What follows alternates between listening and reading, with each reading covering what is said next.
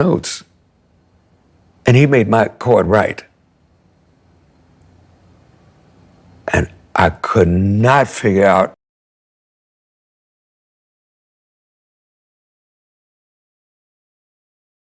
So you're not to think of yourself simply as an individual, but rather as someone embedded in a society who has responsibilities towards the future and somewhat to the past. And conservatives also have an idea.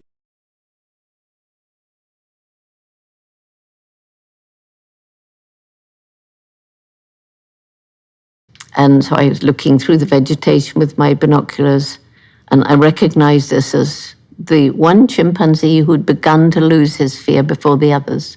And he was very distinctive. You know, every chimpanzee looks.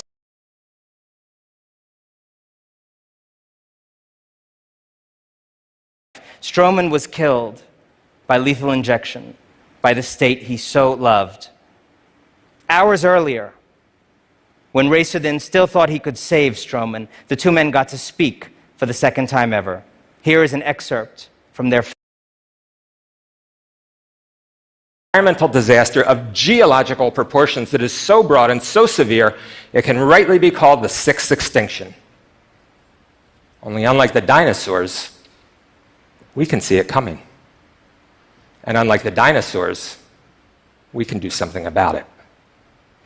That choice.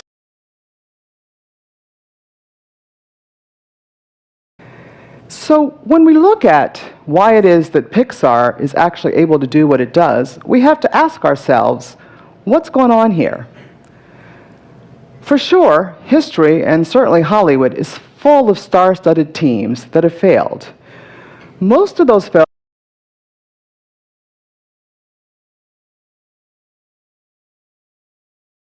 And so there won't be another epic journey in the ocean, but the point is, and the point was, that every day of our lives is epic. And I'll tell you, when I walked up onto that beach,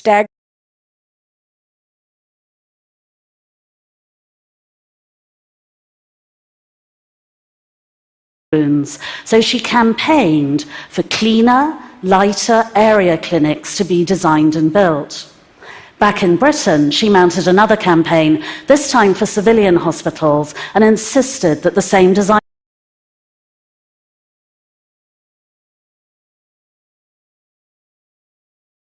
in front of me so I don't walk past it and look like I'm floating in midair.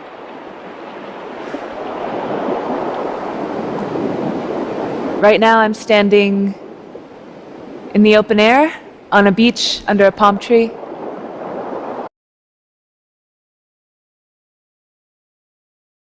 Right now, so it's better suited for either really early adopters who kind of get it and can tinker around, or for finding those best use cases like identity or asset tracking or smart contracts that can be used at that level of an enterprise or government. Thank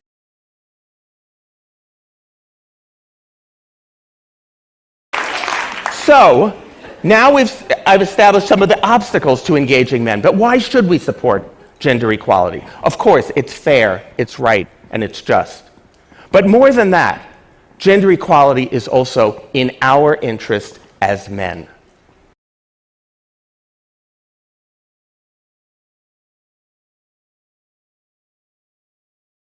So the next time any of you are looking at some old, broken down, malfunctioning piece of crap technology, I want you to think of me. Because I want it. So seriously.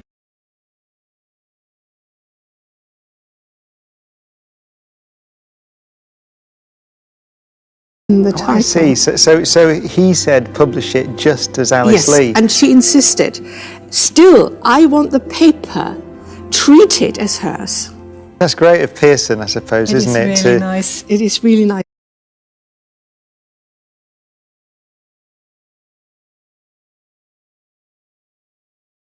So Outward Bound is an organization that sends students of all walks of life on challenging wilderness experiences. Our courses range anywhere from 8 days all the way up to 82 days in length, and we start students as young as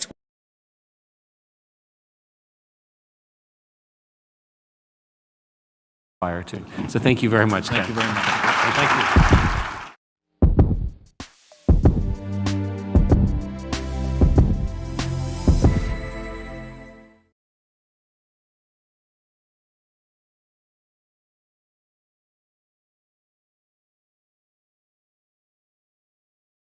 And so it's, of course, exciting to think about electronic music, contemporary artwork's role in, expanding the possibilities. And I guess that brings me to the question of, you began with talking about the way in which both the club and the academy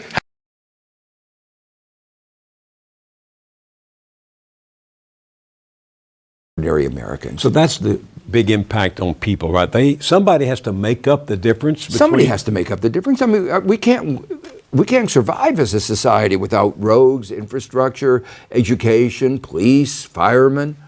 Somebody is going to have to pay.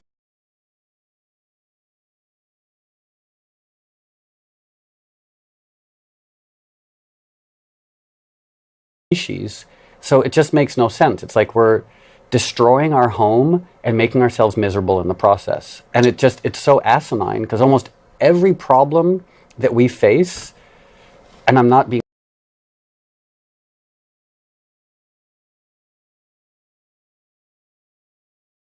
missed out on.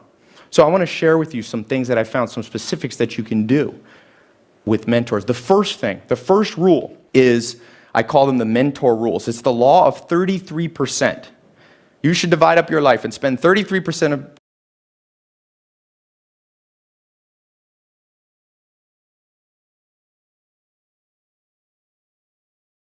If you haven't, please start. We are created for so much more. Don't miss your opportunity. Spread Christ's love and grace throughout your community. If you've accepted His free gift, then you've already won. Now spread that.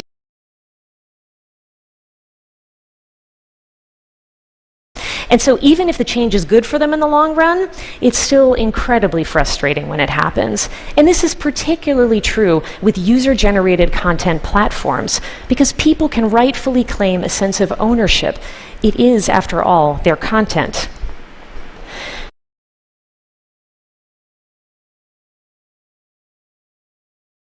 Here I've been spending so much energy telling people stress is bad for your health. So this study got me wondering, can changing how you think about stress make you healthier? And here the science says yes. When you change your mind about stress. So year after year, our dependence on foreign oil grew. Families have been held hostage to spikes in gas prices. Good manufacturing jobs have gone overseas. And we've seen companies produce new energy technologies and high-skilled jobs, not in America, but in countries like China, India.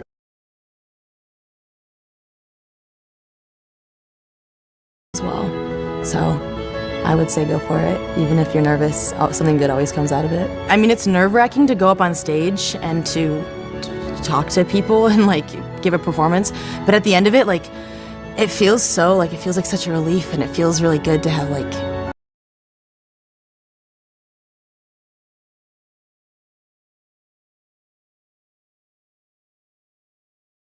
So one of the new emerging kind of information technology revolutions that we're seeing nowadays is this idea of augmented reality, right? This notion of taking the world of everyday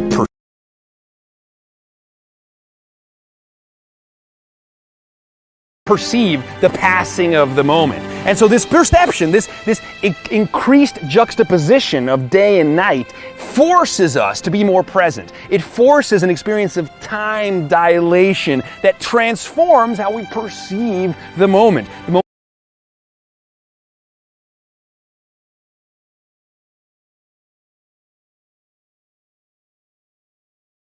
Another. That's not rocket science.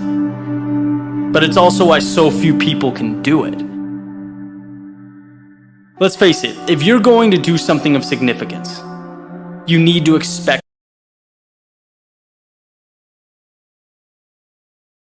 fear. So as we drive Daesh out of one area, we must be alert to the risk that they will seek a safe haven elsewhere, and we must work internationally to defeat their ideology of hatred and murder. And we need to support other countries in the region, helping to protect them from the threat.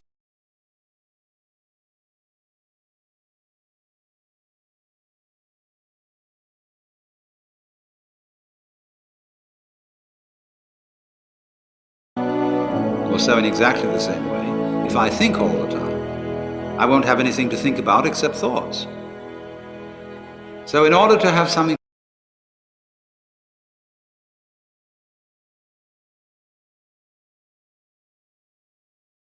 exciting.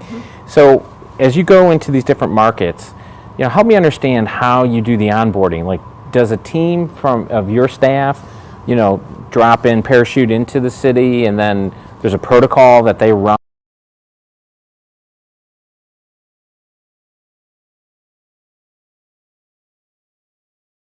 So my advice to anybody on this kind of research journey is that just because it works on paper, it doesn't necessarily mean that you've explored it deep enough for it to work in the real world.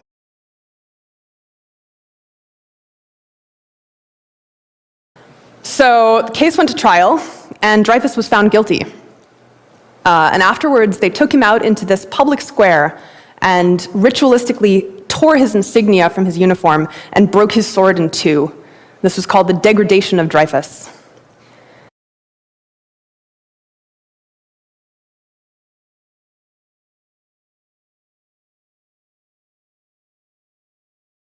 So our first step in restoring the dreams of those parents is to answer the question, why are babies dying?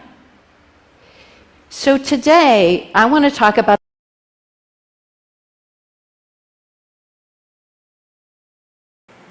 now she remains a part of the landscape she loved so much, even as it too passes and takes on new form. Among the many gifts my mother gave me was the ability to focus on the positive.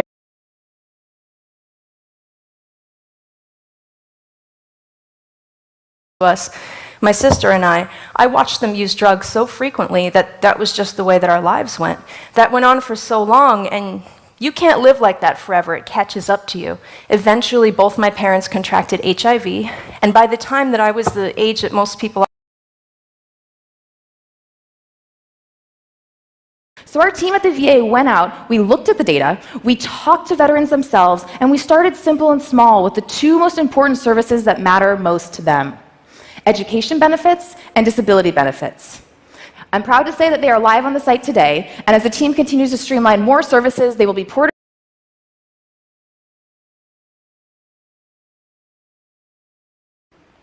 So how are we going to do it? How are we going to do it together? I got to have some action items, not just for you, but for me. Number one, action item number one. Remember, it's not good enough just to tolerate people who disagree. It's not good enough.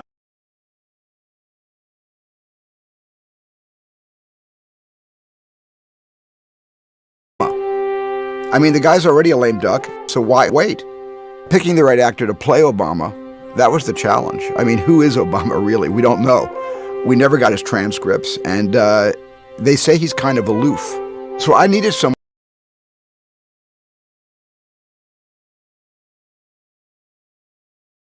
What do you make of it then when you see stone is not even so permanent?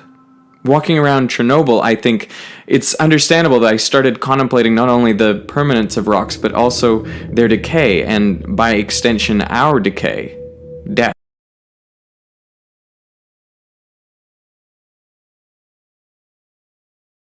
Of a public education system. So we have adopted these approaches, and I think I had several concerns about Senator Sanders' program. I thought that it was hard.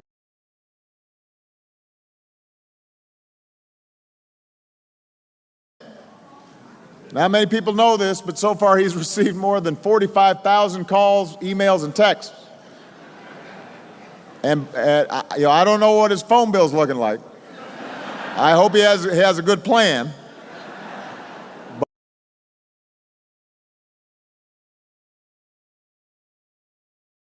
So to further spark that will, I wrote and published how-to books, did countless talks, and with others did workshops.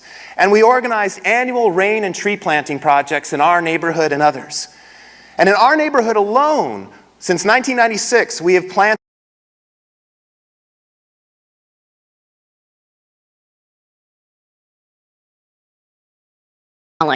so she threw herself into the bushes and held her breath. She could hear the tires of the Border Patrol vehicles approaching. They were all detained and sent back. But just a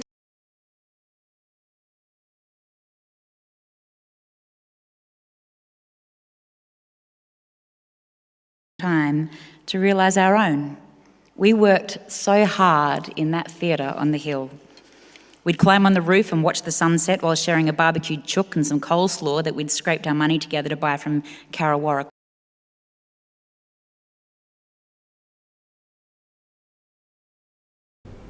So we might imagine the painted curtains in this picture as pulled apart to reveal a painting.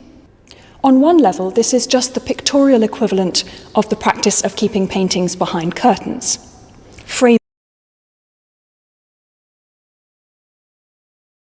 So they can be part of the discussion.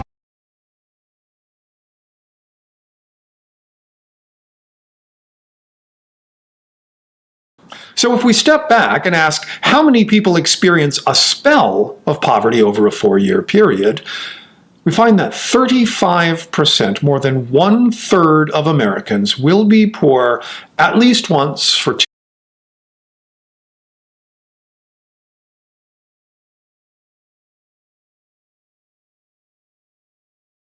feeling good. Like, it was so obvious to me that I needed to make that a priority and that I was following the old model of do, have, be. Like, if I worked hard enough and I collected enough shit,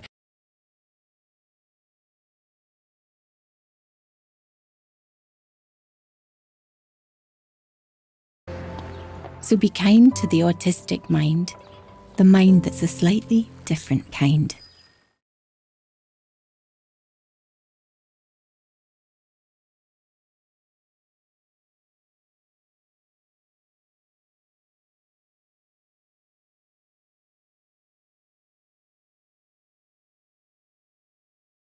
So we used to think the earth was flat. We used to think the earth was the center of the universe. We used to think, all these like erroneous consensus realities that we had agreed upon that were smashed by science.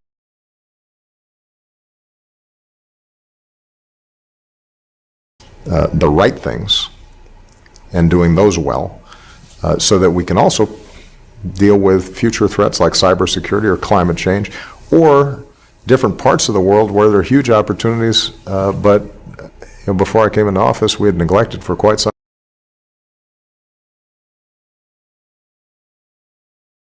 time. The destruction of myself was so repetitive that I started to see a pattern. The self changed, got affected, broken, destroyed, but another one would evolve, sometimes stronger.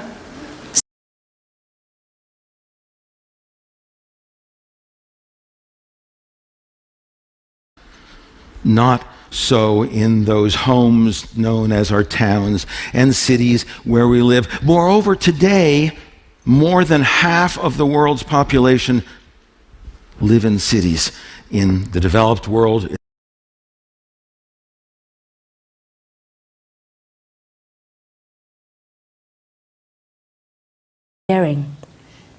So I followed my hunches.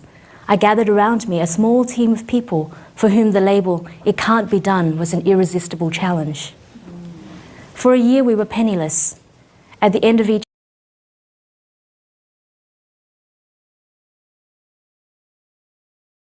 so that every child knows that their future matters and their dreams are possible. Thank you.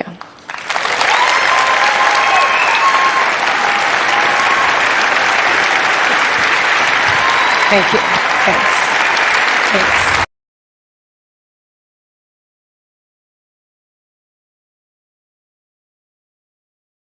See, So by looking at the night sky deeper and deeper, in fact, these guys spent 3 years on the South Pole looking straight up through the coldest, clearest, cleanest air they possibly could find, looking deep into the night sky and studying that.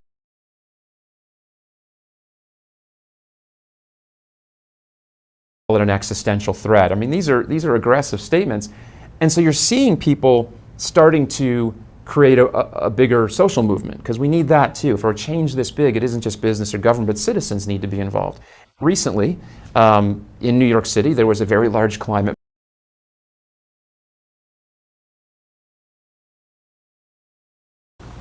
So an example of that would be Salafism, political Islamism. The idea we're going to go back to some imaginary past or semi-imaginary past, we're going to apply Sharia law, and once we do, everything in the world will be fine. But the other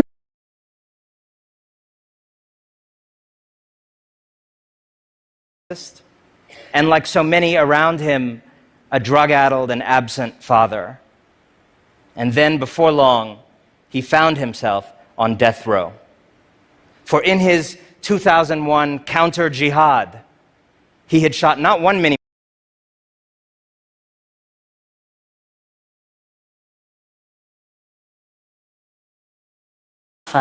So, of course, all his sensible victims surrendered on sight.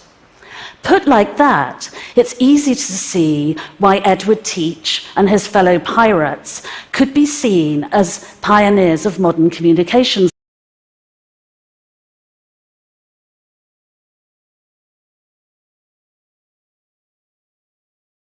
For her, and she would draw her fingertip down over my face so slowly that I couldn't feel it moving, and she was obsessed with the exact moment when I would stop being able to tell the difference between her body and mine.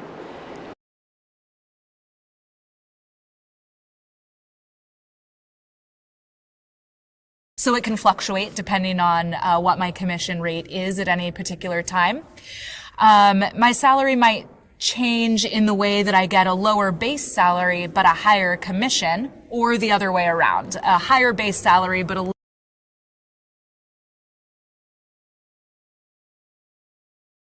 employees. And so we actually had to leave our building for around 11 months. We were in a 3-state area, and it took me a day and a half to get back. We actually had to so much because he has such an intimate knowledge of my work that I don't have to go through and explain things or talk about like aesthetic pitfalls or like no-goes, because he already knows that stuff so well. And that's been a process also, being in a partnership and a creative partnership. And so I think like the home is one of these examples of it's this wonderful sort of inversion of the love song, the NSA agent. But even if I didn't know any of that and I just came to it, it's like this ideas of voice, of processing. You mentioned cutting off the attack. And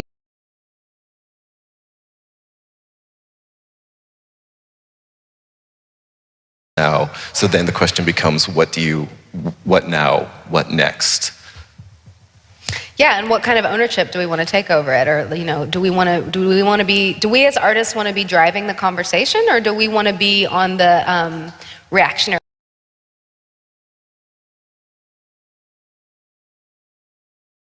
Of Bear Stearns and so forth, and there's a point in September where I'll get the technical term wrong, but the dollar settlement market stops working. Right, commercial paper market collapsed. Is that correct, Austin?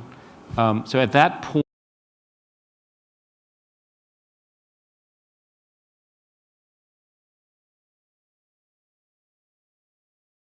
corporations. So we have a tax code that encourages companies to send their profits abroad, to send jobs abroad, and to reward owners of their company whose money may not come back to the United States.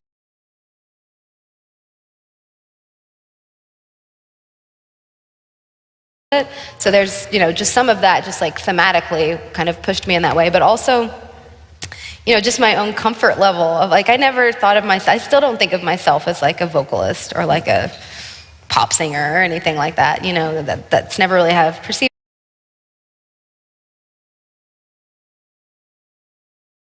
You hear these figures. Well, so many things go through my mind. You know, one of the things is how unfair this is and how angry Americans ought to be about this. I also think of the ethics of the question. If I were to see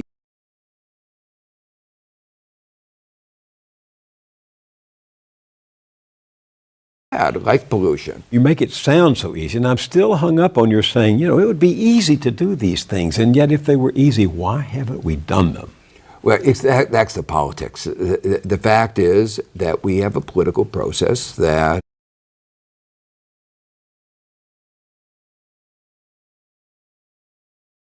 and do so much stuff, it still thinks that a stick is a snake. You know, so we kind of need to be patient with ourselves, but just make every effort to just stop being so stupid. I would imagine as we close now that the vaccination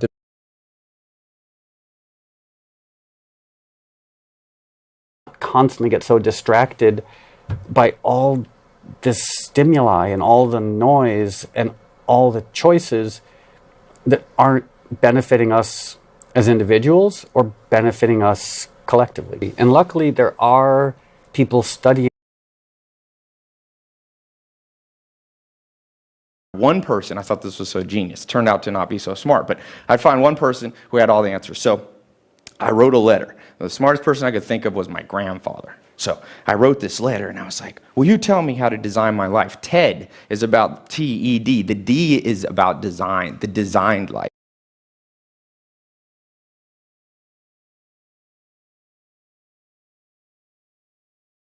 So I was like, great idea. I'm going to go find somebody. But I didn't have any gas money. So I was stuck there at my mom's house. I had $40. So I walked to the kitchen. That's what I could afford to do. And I found a Yellow Pages, and I opened up this Yellow Pages, and I looked in the finance section.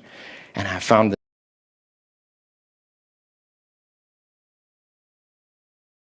said, look outward. So I started asking around, will somebody help me? And my uncle said, you know what, Ty, you need somebody who's going to show you how to make money.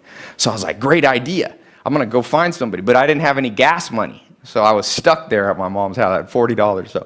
So I walked to the kitchen. That's what I could afford to do. And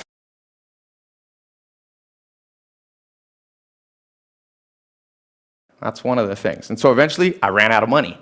And so I had to do the thing nobody wants to do. I had to call my mom and be like, Mom, I know I'm an adult, but I don't have any money. Do you mind if I come stay at home till I get back on my feet? She said, sure. She had a mobile home in Clayton, North Carolina. I went and she said, sorry, Ty, I don't have.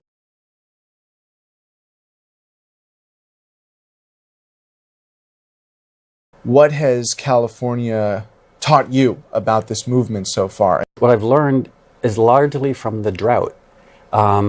I've tried to lobby our governor, who I have a lot of respect for, about water use.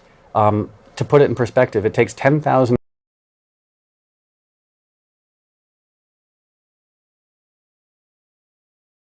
understand them. And so just that by itself in theater is so important. As a student, I would say that GRCC helped me with my showmanship in that I was able to be creative, especially actually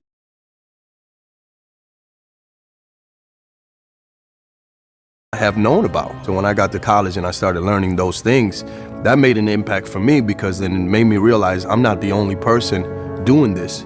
And there are people that I can look back and be inspired by and be proud that I'm following in this lineage.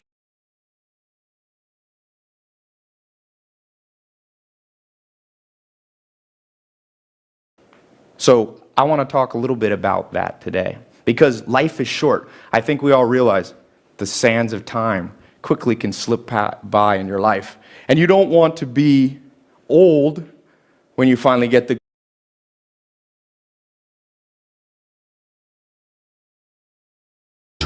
So let's live our lives in a way that shows others there's more to this world and what it provides. Though what earth says fulfills is a fulfillment of lies. So I beg that you would take these words to heart. Spread his message to others. If you haven't,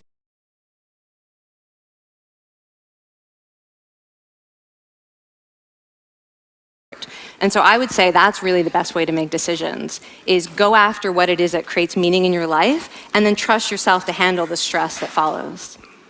Thank you so much, Kelly. Thank you. It's really cool.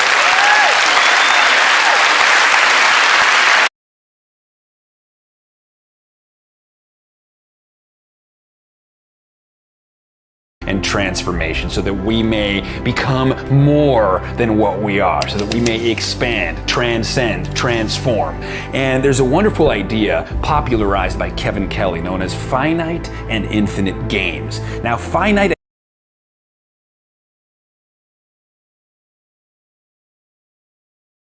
So we think of ourselves as dynamic, autonomous creatures that have agency and free will, right? We move about the world and things don't influence us because we have free will. We have the capacity.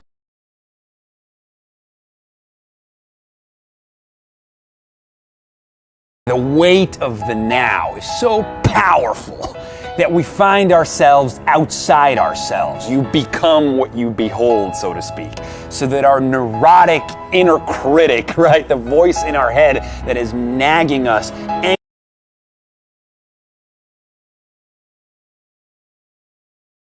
and travel are so discursively entangled, so discursively intimate, that we use the same metaphors and analogies to describe the subjective experiences of each. I mean, even the term hallucination derives from the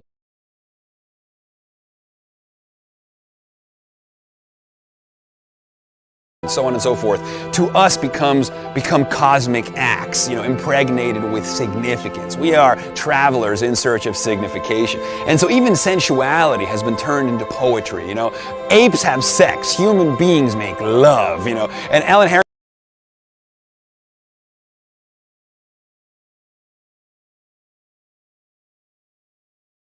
out of yet? I mean, I like to think so because I'm an optimist, Unlike Socrates, who felt that the invention of writing would atrophy our brains because we wouldn't have to remember anything if we wrote it down, so too people worry that today's technologies are going to atrophy part of our brain.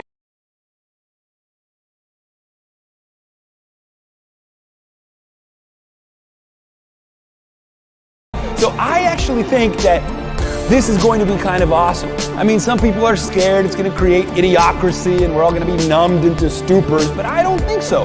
I think we're all going to be hand-delivered universe. So I'd like to talk about the topic of curation, which has become a huge topic these days as we try to manage the overwhelming information flows competing for our attention. We're all suffering from intense information bandwidth anxiety. We're like a 56K modem trying to download 10,000 hours of HD video through that pipeline.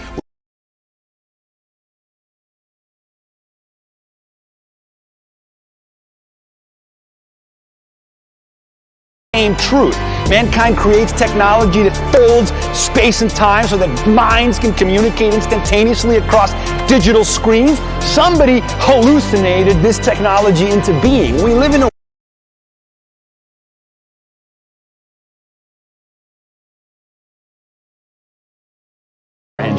so that we may say, yes, I remember what I forgot. In the words of Nisargadatta, the other world is this world. Rightly seen.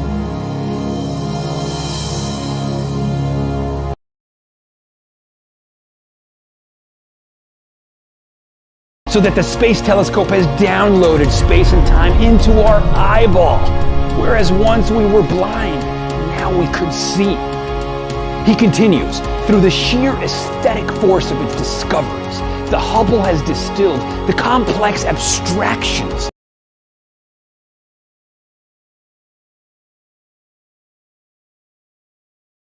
world. So when we talk about the 1960s as the time of revolution, this was not about sexual promiscuity. This was ontological promiscuity. These guys were playing with reality, right? And threatening to usher in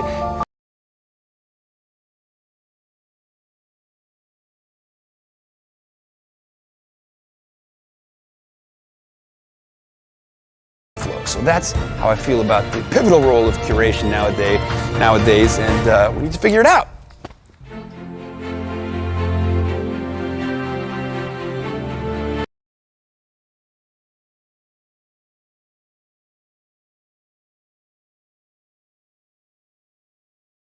whole. And so this idea that attraction requires a kind of distance, that even desire requires a crossing over, she says. And I thought that was absolutely brilliant, because how can we incorporate that into our own relationships? How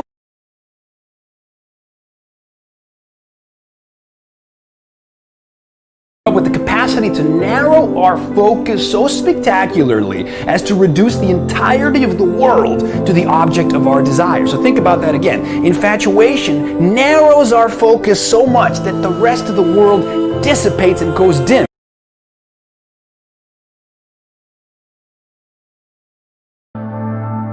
So why not have the courage to do what you believe in? Have the guts to be called abnormal. Take it as a compliment. I've mentioned before that the way you perceive something makes or breaks you. Think about how powerful that statement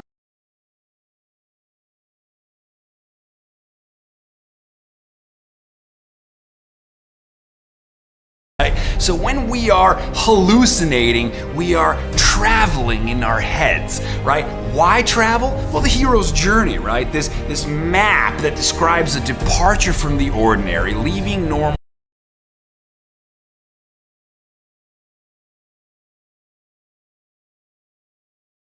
environment. So it's this notion that you're mapping the real world and overlaying agency, information, gamification, mind into it. So what does that mean? It means that more and more of the world starts to feel re-enchanted. More and more of the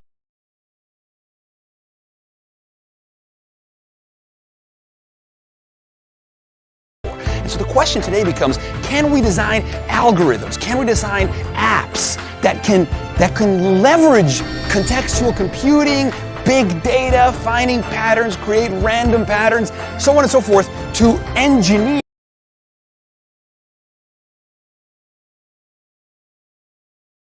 So that, in fact, is, I think, the approach that the Prime Minister is wisely taking, that in a prudent,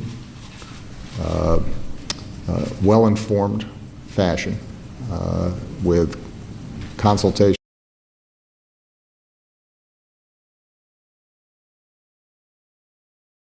Heart.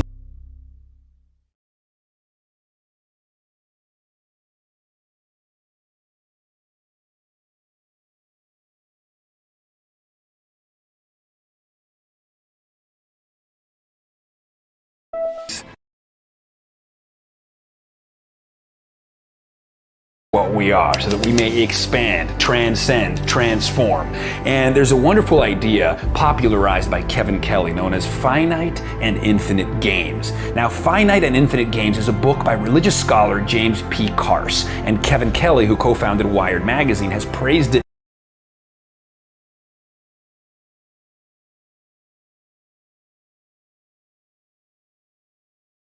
They'd spend the day together. So he blocked off his whole day, ready to spend some quality time with his son. But he could use just a few more minutes, right? Reading the paper, just kind of finishing up his morning routine.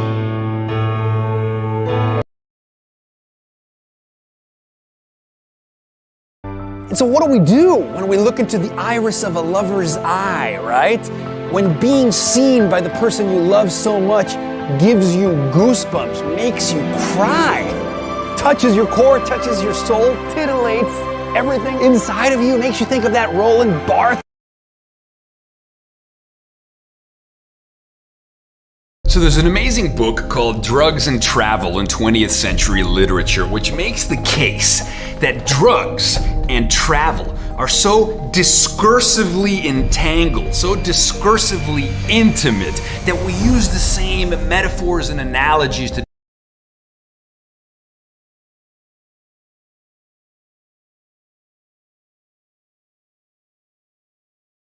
so that we can see them as that self-sustaining entity and fully appreciate them as the fully rounded, complete being that they are. And I think she's onto something, that Esther Perel, and for that reason I think she's brilliant, and I think everybody should watch that TED Talk, because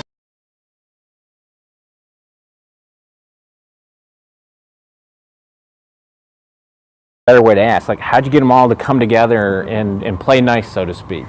So when we started looking at building the ecosystem here in Kansas City, we decided maybe we won't link together the entrepreneurs. Lots of other people were trying to network together.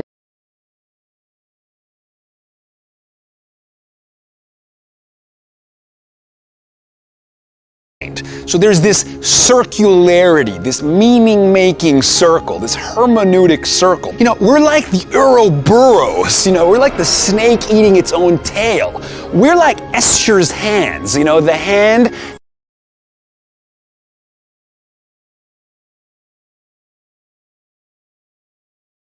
and place them in safe contexts so that we can experience our biochemical signature, the surging multiplicity of emotions to which we are privy to in a safe setting.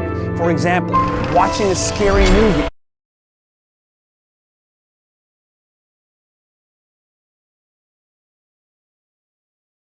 Manipulated. And so brilliant people, people who change the world, leaders, right, are said to have this thing known as a reality distortion field, right? Steve Jobs was made famous for it. His ability to distort, to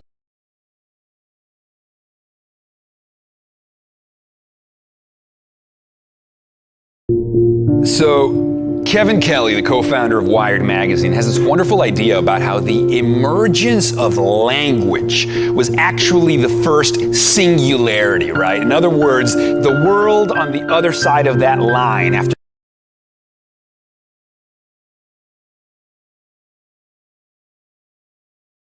can influence reality so much, can influence consciousness, can influence perception to the degree that who and what we are is determined by where we are and where we dwell. The wallpaper matters, right? What is within is without, what is without is within.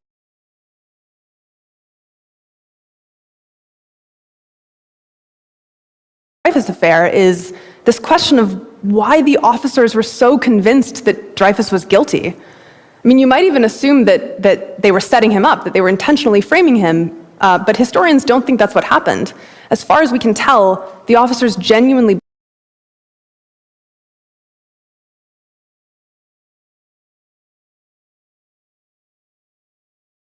within that, and so ideas of sound animals running around the gallery space was really lovely. But then you mentioned Turner, and specifically this painting, Rain, Steam, and Speed. Mm-hmm. And when people think of Turner, you know,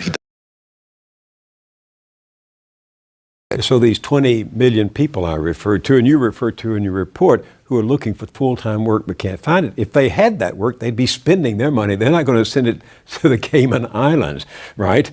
And they're going to be paying taxes because they don't have the opportunities for tax avoidance.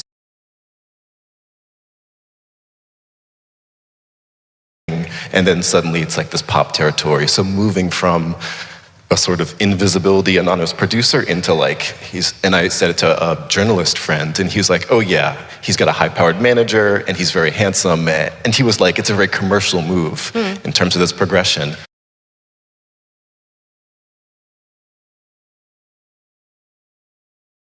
That got this to be so successful.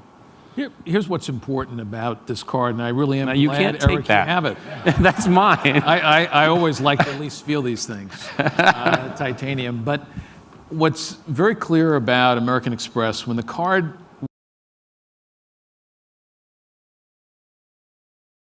So I feel like we have to pair that with like a degree of optimism and a degree of kind of like forward-propelling motion so that we can actually have some sort of say in the way that things are going.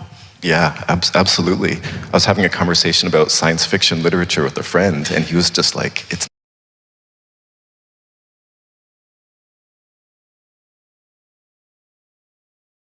but it was following your sounds for like 2 years or so. And so I'm just kind of curious about how you think about that, like these longer arcs when people are following your work. And like you said, you know, like what is maybe singing is a very vulnerable thing.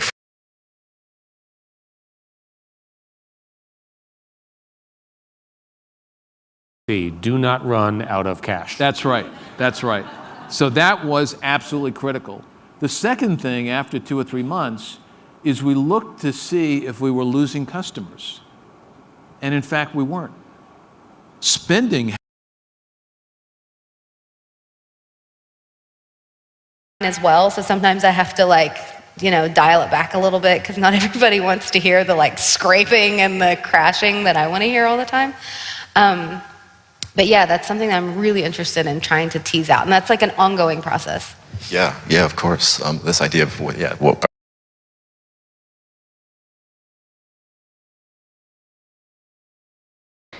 So I've talked about how blockchains could lower uncertainty in who we're dealing with. The second uncertainty that we often face is just not having transparency into our interactions. Say you're going to send me that smartphone by mail. I want some degree of transparency.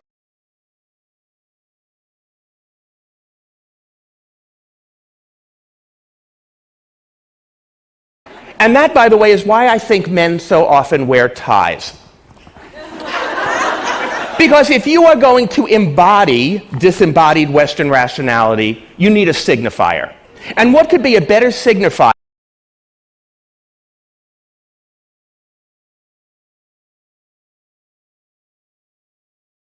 Goes when you achieve your dreams, it's not so much what you get as who you have become in achieving them. And yeah, I stand before you now. In the 3 months since that swim ended, I've sat down with Oprah, and I've been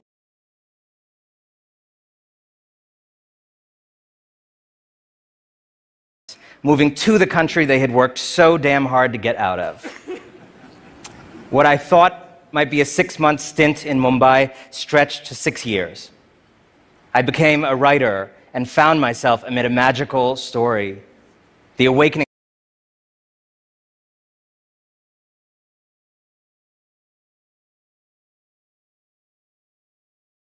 There never has been, and so you go just for the pleasure of touching your foot to sand that no foot has ever touched before. You could spend 400 years doing just that.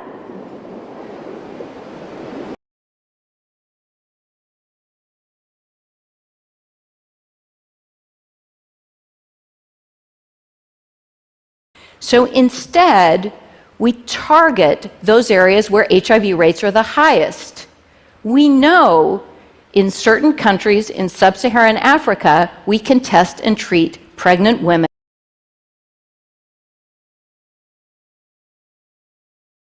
Okay. So I think we're sort of facing the same John Scully idea of technology should either be invisible or beautiful. And blockchain is kind of neither of those things right now. So it's better suited for either really early adopters who kind of get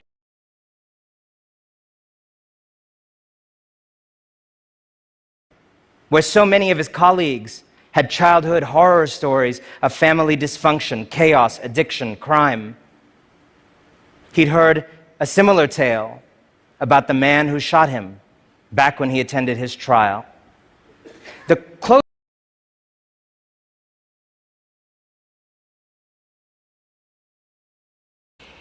And so the side effects that you're all very familiar with, hair loss, being sick to your stomach, having a suppressed immune system so that infection was a constant threat, were always surrounding us. And then I moved to the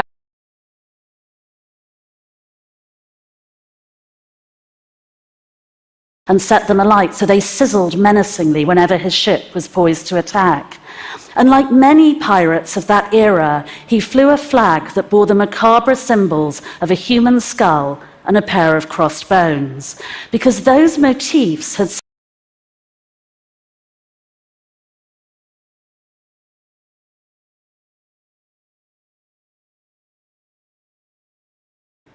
So one day I was hacking something, I was taking it apart, and I had this sudden idea. You know, could I treat biology like hardware? Could I dismantle a biological system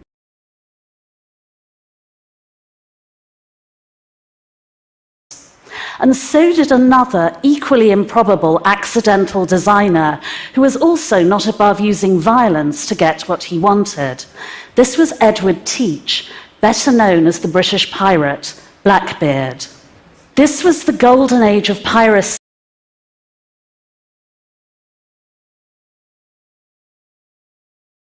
It wasn't so much about the athletic accomplishment. It wasn't the sort of ego of I want to be the first. That's always there and it's undeniable. But it was deeper. It was how much life is there left? Let's face it, we're all on a one-way street, aren't we?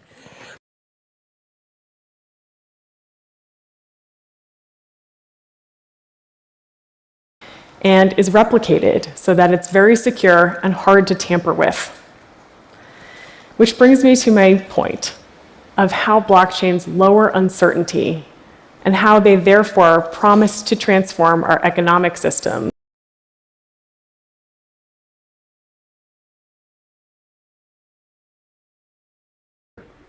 So what we did was put all the instructions online as open source. And then we founded a mission-driven company, and we're developing kits to make it easier for anyone with a sink and a soldering iron to make these things at home. What I'm actually certainty so that we can connect and exchange all kinds of value in society. And I believe we are now entering a further and radical evolution of how we interact and trade. Because for the first time, we can lower uncertainty, not the awakening of hope across much of the so-called third world. 6 years ago, I returned to America and realized something. The American dream was thriving, but only in India. In America, not.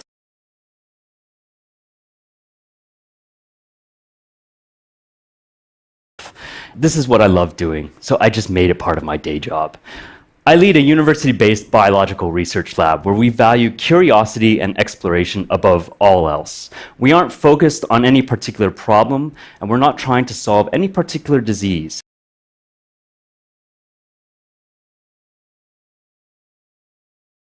So when Google was about to introduce Gmail and YouTube, they knew that their data storage system was inadequate.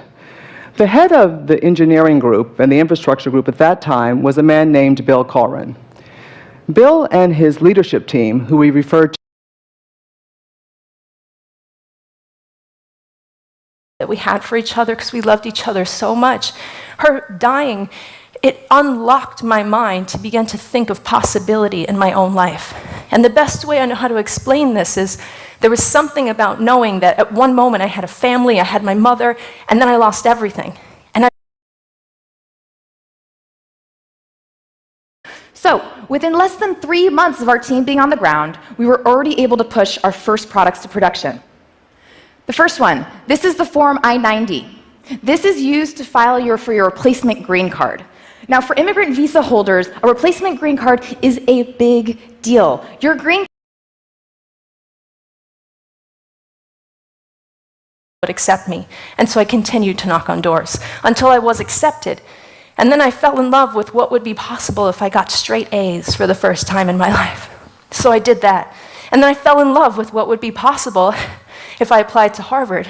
And I fell in love with what would be impossible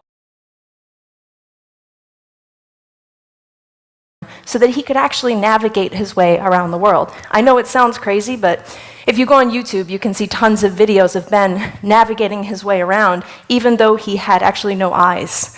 And he's an incredible person to me for a few reasons. And, one is I would watch these videos of Ben that went on for so long, and you can't live like that forever. It catches up to you. Eventually, both my parents contracted HIV, and by the time that I was the age that most people are when they're planning their prom or applying to college, what happened in my life instead was that my mother was without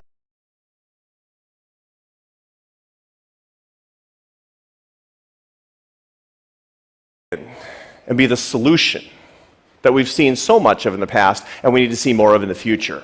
That's what we get. And the second is that we might just be able to take the ghastly holy war of ideology that we're suffering under in this country. And so I started to study. Even though I wasn't in college, I was looking for the answer. What happened to the world's poorest people? Has it gotten worse? Has it gotten better? What? And I found the answer, and it changed my life, and I want to share it with you. See, most Americans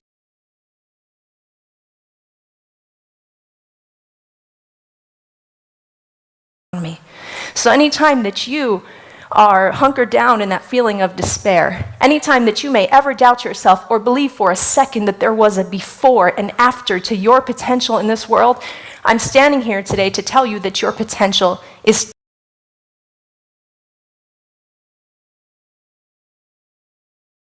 I want the next 2 billion, so I got to know why. And I went in search of an answer. And it wasn't a political answer because I didn't care. You know what? I still don't care. I wanted the best answer from mainstream economists, left, right, and center.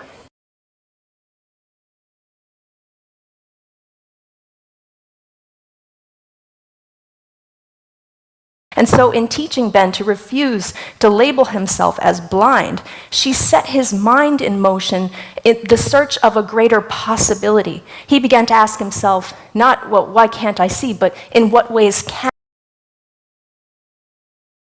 badly to transfer to everyone that I meet now, which is that passion that I felt for that what would happen if I just kept going? Even if there was every evidence in the world that it wouldn't work out, what if? And for the idea that even though it was unlikely after being told no so many times, it was a story. But that's not what moved me so much about Ben's story. There was something else that was different about Ben that really touched my heart. Now, as much as I understand when people are fascinated at the result that he accomplished in his life, which was, let's be straight, it was incredible.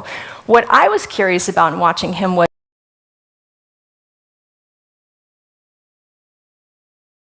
which is what so many people on this stage talk about, is the aspiration that comes from dreams that are embedded in the free enterprise system. And we got to share it with more people.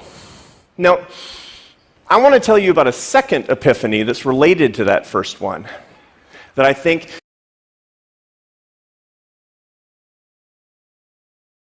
as I moved through these obstacles in my life, I was tempted so much to think that because of my past, I could not change my future. But that feeling of, okay, I'll let it go. What will happen if I apply to school? What will happen if I apply to the scholarship? What will happen if I...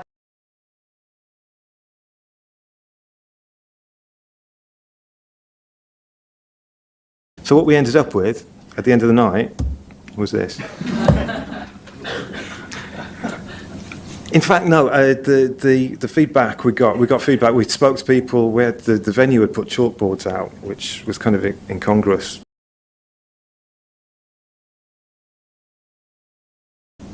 So we've been working the last year or so on research of trying to empower give the performing companies more tools and more power to, in addition to the way that the venues are marketing the work, that the companies can actually run alongside. So Tanya was on stage and she was talking to the dancers and she was talking to the audience, and she would say something like, okay, we've got like this type of movement, how shall we develop this? Shall we make it faster or make it slower? Shall we make it unison or make it solo? And then Andrew from Moon was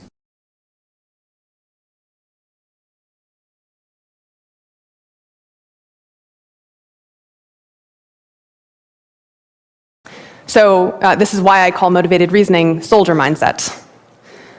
And probably most of you have never persecuted a French-Jewish officer for high treason, I assume, but last year. So all the stories that were contributed, all the ones that you see on there, were contributed in the evening and developed into choreography. So you get in, you can send stories, you can also favorite stories.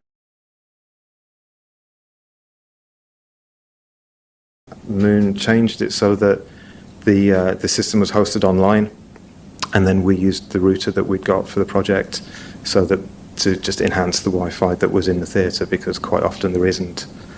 So the next stage of it was hosted online so that people could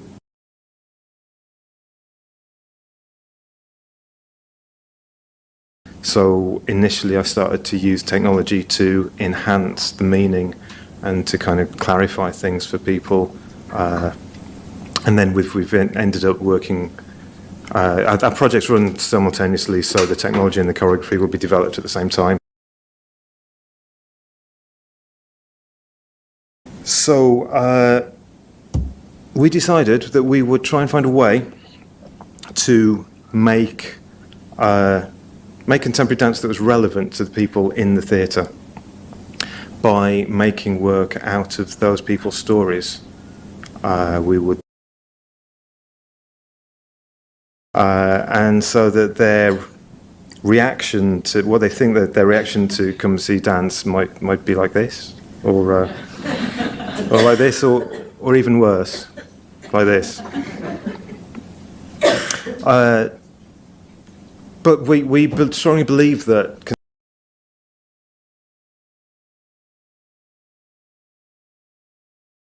audience. So one member of the audience would get a slider that said, "You are now in control of the sound," and it was nice. Technologically, it was really nice because they could control elements of the sound from their phone. But what they did was they got the slider. They went, "Oh, what?"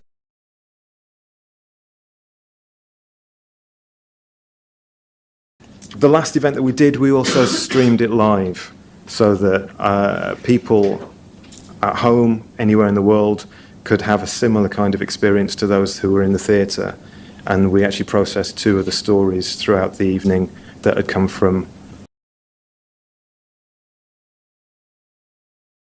a lot of it. So we want to try and get more people in that side of things. We tour quite a bit in Wales to small audiences.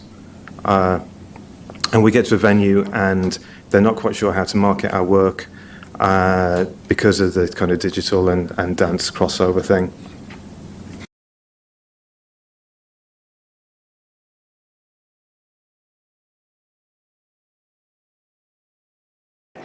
So they compared Dreyfus's handwriting to that on the memo and concluded that it was a match. Even though outside professional handwriting experts were much less confident in the similarity, but never mind that. They went and searched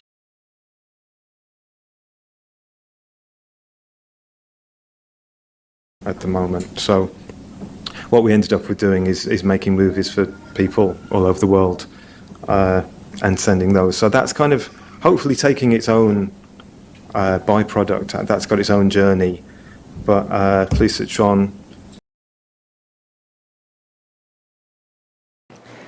So now I'd like you to imagine playing a very different role, that of the scout. So the scout's job is not to attack or defend. The scout's job is to understand. The scout is the one going out, mapping the terrain, identifying potential obstacles,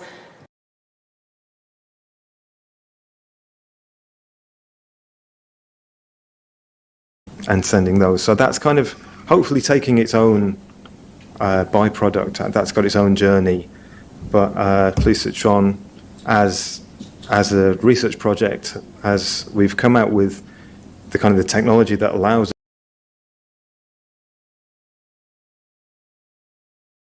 so the whole thing happens from when an audience member walks into the theatre to an hour and a half later, we show a performance that is all based on stories that have been presented by the audience member. We're thinking, wouldn't that be amazing if you could go to the theatre and then somebody makes a piece of art based on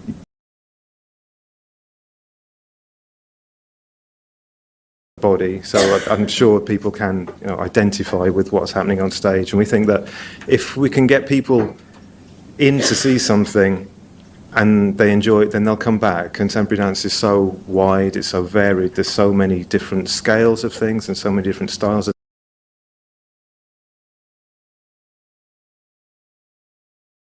would say. So think about that the next time you skydive or you're at a scary movie and you're like, all right, let me experience the full spectrum of human emotion in a safe setting. It's unbelievable, and it's the adrenaline hack, and it's what makes us such creative beings.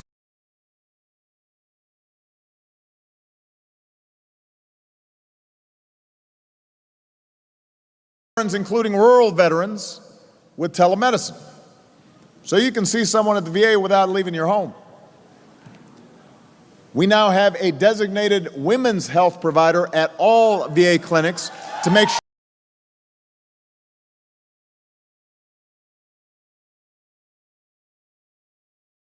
So I'm going to keep saying to every company in America, if you want talent, if you want dedication, if you want to get the job done, then hire a vet, hire a military spouse, They know how to get the job done.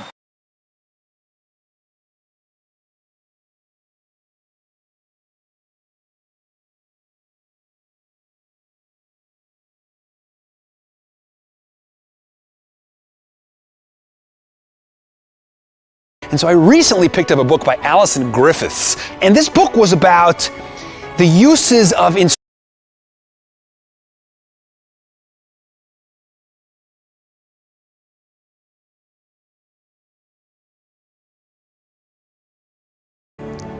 So I'm a big fan of moments of absolute aesthetic immersion, you know, when you get sucked into a film, when you get caught up in an environment that is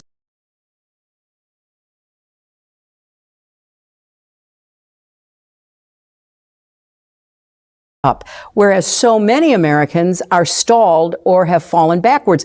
Real family income hasn't moved. In fact, it's below where it was in 1999 and 2000. So we do have a problem. So for veterans with PTS, we made it easier for you to qualify for the VA care that you need, no matter when you served. We've increased funding for veterans' mental health care by more than 75%, billions more dollars. More awareness and outreach. Because we have to end.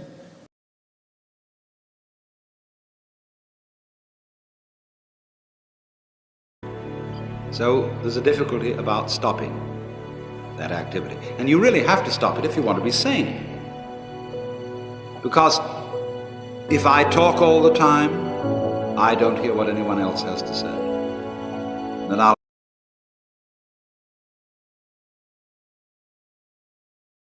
organizations. So how did you, for lack of a better way to ask, like how did you get them all to come together and play nice, so to speak? So when we started looking at building the ecosystem here in Kansas City, we decided maybe we won't link together the entrepreneurs. Lots of other people were trying.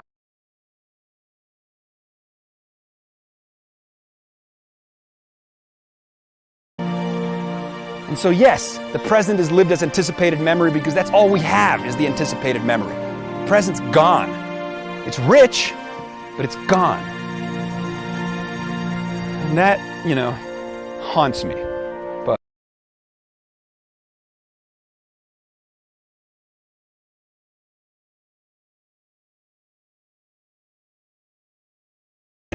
and these moments in which we so fully lose ourselves, these ecstatic flow states that shut down the lateral prefrontal cortex, shut down to the sense of self-awareness, you know, it's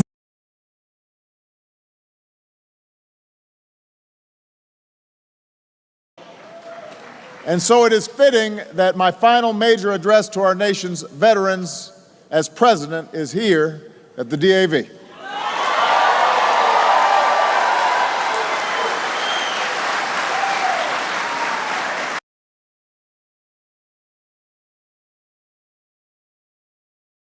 So we're doing more to help you find jobs worthy of your incredible talents.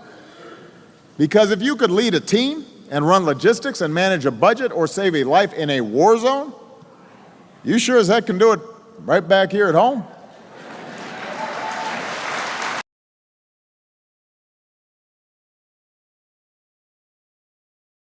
Take responsibility for their own security so that we are no longer engaged in a major ground war in Afghanistan. That is your legacy. And today we salute our forces serving there on a more limited mission, supporting Afghan forces, going after terrorists.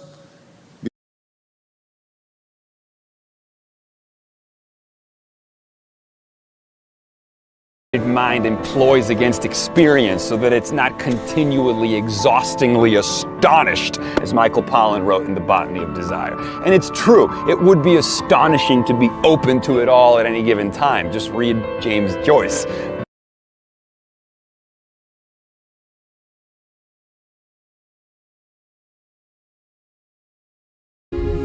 So I'm fascinated by the extent to which our environment molds and shapes us, how what is without becomes within. And so I recently discovered this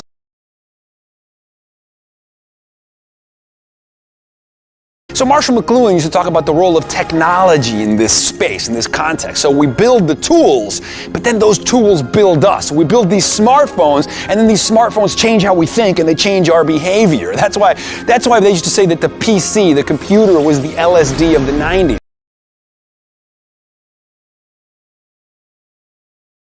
That's what Bob and so many hardworking people at the VA are doing. But upholding this covenant has to be the work of all of us. It's not just the VA's job, it's everybody's job. Government has to deliver the care and benefits and support that you have earned. Veteran service organizations have to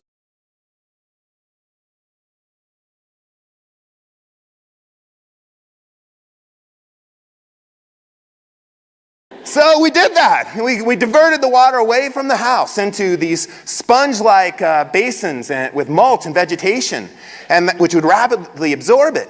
And then in times of no rain, we redirected.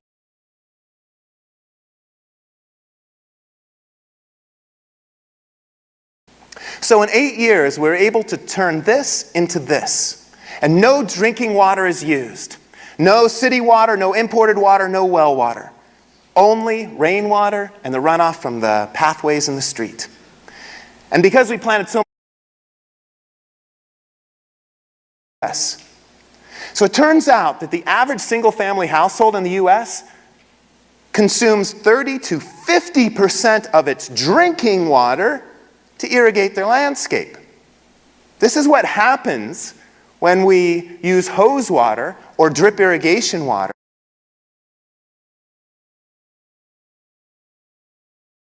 So Mr. Peary, he did this from the very top of his watershed in the beginning of the water flow all the way to the bottom of his land.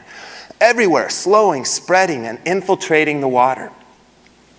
And by doing this, it was much more manageable, and he could move all the water with the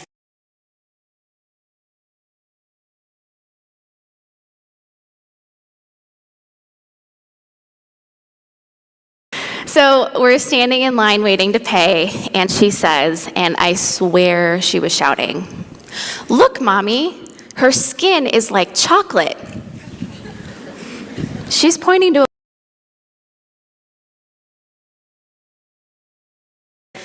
So how do I approach them without being offensive?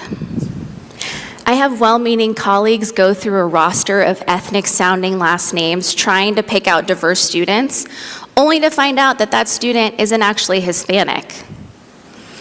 And as a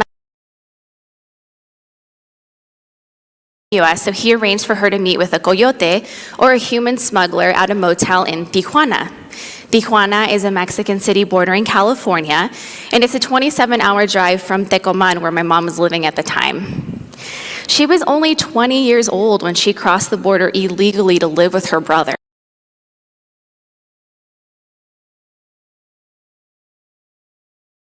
So we went to the city to legalize and enhance the practice. And then we got it incentivized. And now it's even mandated in new city road construction and renovation.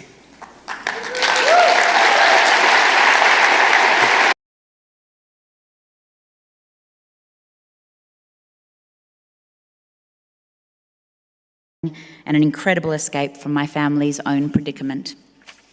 So whether I was at home in Geraldton or in my ward at Princess Margaret Hospital, I learned from these storytellers. And what I learned most was to listen. Listen.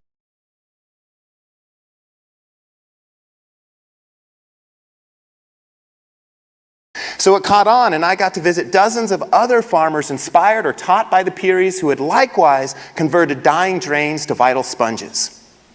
And I was so inspired by this that I told Mr. Peary about how freaked out I was about the water situation in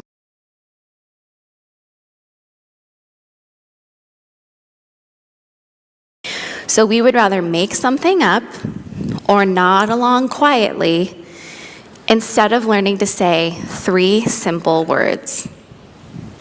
I don't know. It can be the most liberating.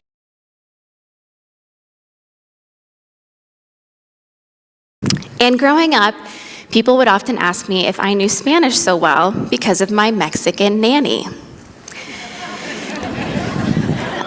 Yeah, I always wondered why they wouldn't just assume that she's my mom. It also never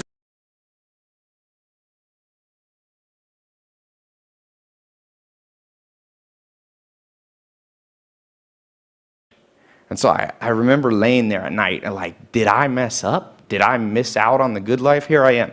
I have no college degree. My skills, I could milk a cow at the Amish. That wasn't very marketable.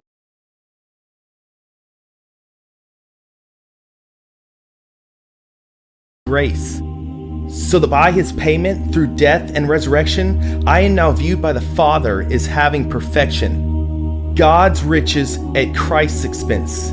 He took the fall for my capital offense. So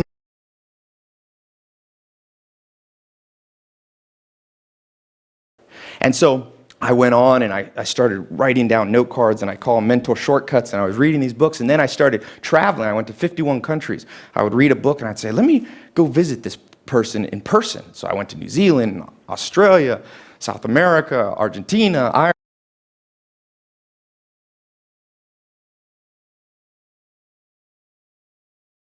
Put down, it would like chop your foot off. So I didn't want to drive it anywhere. I didn't want to pick anybody up in that car. So I remembered back to what my grandpa said, though. He said, look outward. So I started asking around, will somebody help me? And my uncle said, you know what, Ty, you need somebody who's going to show you how to make money.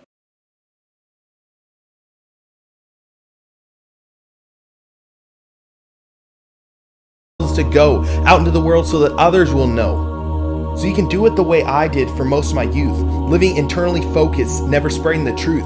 But we are entitled to be his instruments. That's a gift, not a chore. So let's live our lives in a way that shows others.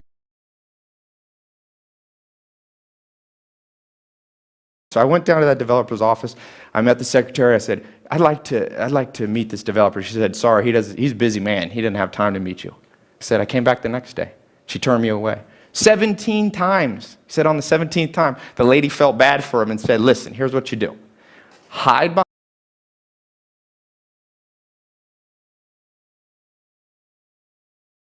will know. So you can do it the way I did for most of my youth, living internally focused, never spreading the truth. But we are entitled to be his instruments. That's a gift, not a chore. So let's live our lives in a way that shows others there's more. More to this world and what it provides.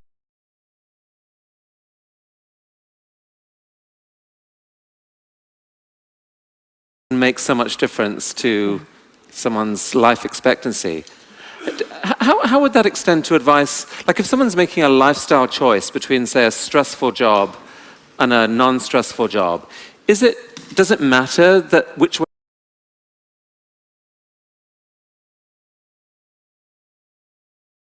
That there's just so much more in you, then these questions will tap into that. And again, I want to stress to you, I didn't just sit there with Mike, answer all the questions, nor did I get on the airplane and fly back from Miami to LA and cement it all.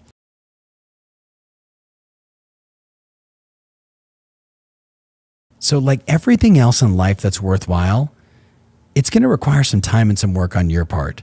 So, if you're in a weird state right now, if you're dealing with a tragedy or something that was really bad for you, post-traumatic stress disorder, any.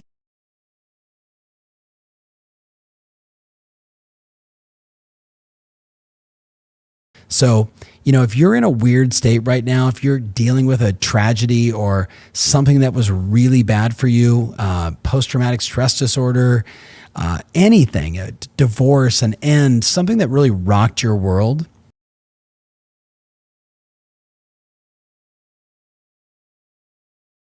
So I hope I'm finding you at the other end of that where you're deciding how you want it to be, or I hope I'm finding you just in a wide open place like, man, I just clicked on this podcast randomly. I heard about this, got referred by a friend, or you're a longtime listener and someone I get to see all the time.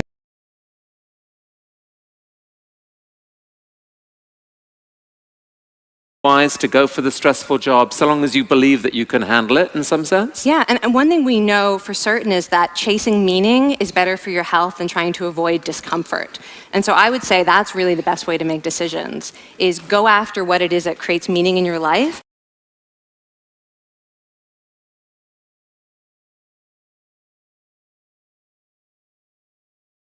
was 50 years ago, simply because there are so many more women in the labor force. And because we still live in a world in which women do the overwhelming majority of all unpaid care work, it is their earnings that suffer most.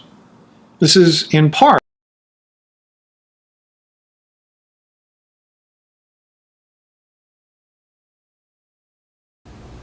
And so a liberal view stresses the possibility of individual freedom and the power of the individual to become something particular, while the conservative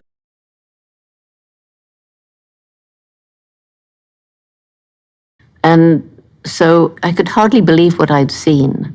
And I didn't immediately send a telegram to Louis Leakey because I felt I'd better see it again. Maybe I dreamt it. It's too exciting. So I then saw David Greybeard and another.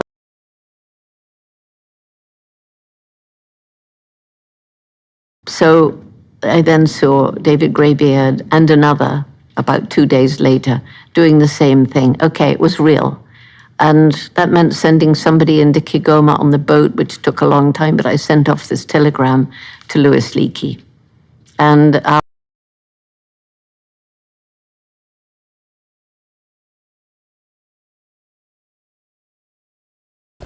right? And so the revolutionary mind looks forward to a utopian future and often commits great harm in the present in order to get there, while the reactionary, who's full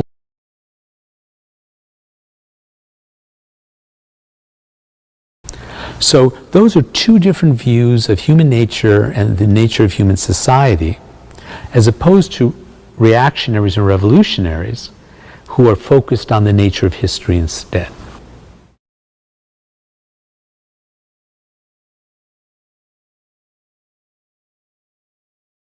Markets than we have open right now, so that American farmers can sell their goods there. Better is better. It's not perfect. But you know, those experiences that arose over the last 20 years.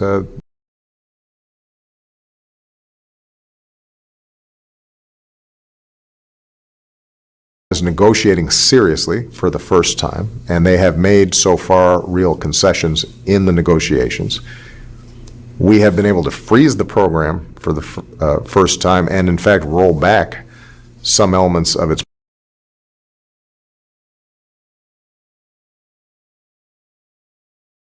into the realist camp and the idealist camp. And you know, so if you're an idealist, you're like Woodrow Wilson, and you're out there with the League of Nations and imagining everybody holding hands and singing Kumbaya and imposing these wonderful rules.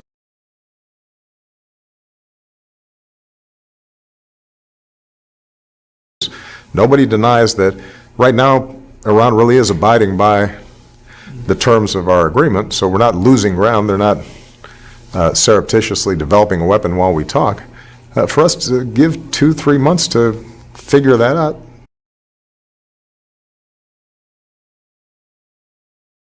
Our businesses will be disadvantaged, our workers will be disadvantaged. So when I talk to labor organizations, I say, right now, we've been hugely disadvantaged. Why would we want to maintain the status quo? If we can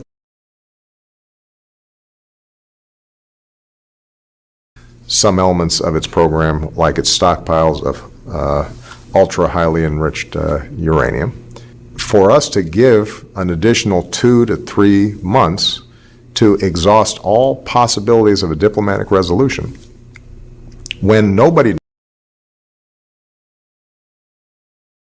we're going to promote Palestinian-Israeli peace talks. So there were all kinds of theories, and then the Arab Spring happened. I don't recall all the wise men in Washington anticipating this. So this has been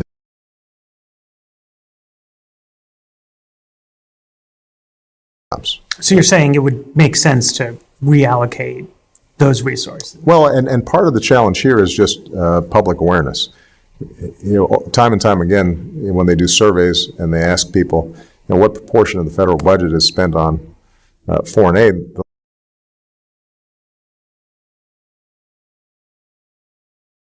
Again, so what I said was, Iraqis have to show us that they are prepared to put together a functioning government, that the Shia majority is prepared to reach out to the Kurds and the Sunnis, and that they're credibly willing to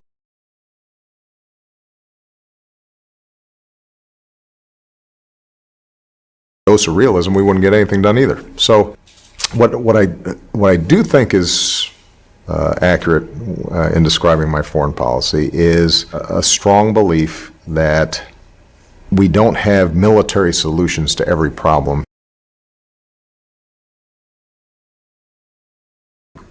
Thanks so much. Thank you.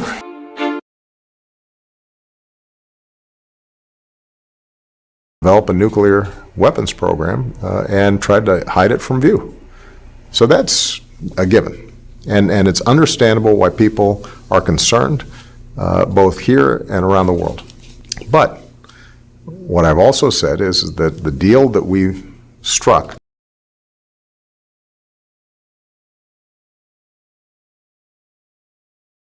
those things, then we can help, and we're going to have a 60-nation coalition to do it. If you look at that strategy, yes, it acknowledges limits. It acknowledges that it's a bad idea for us, after 13 years of war, to take over a country again. But that doesn't mean fair, and maritime rules that don't allow large countries to bully small ones. So that's one big piece of it. A second big piece of it is making sure that our allies like Japan and South Korea feel confident that we're always going to be there, and that our presence is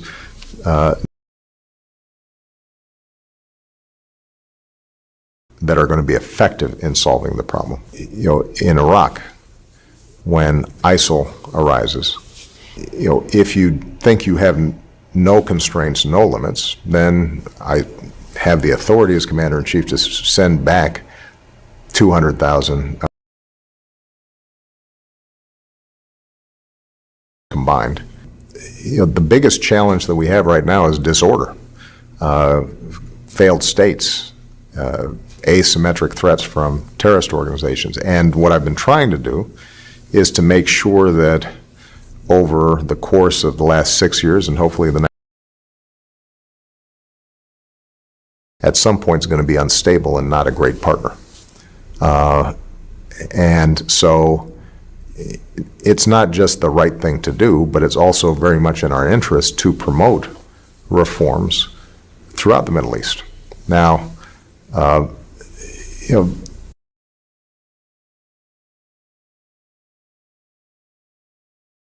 that's a multi-year project, and so in the meantime, you take the victories where you can.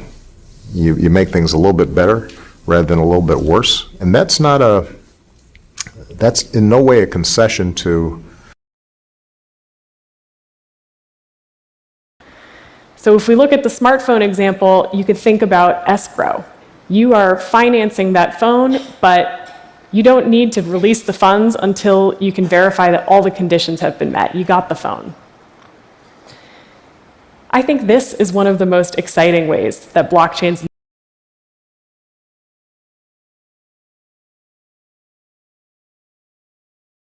So she gives a guest lecture. For me, when I teach, I give a guest lecture for her when she teaches. So I walk into her class to give a guest lecture, about 300 students in the room.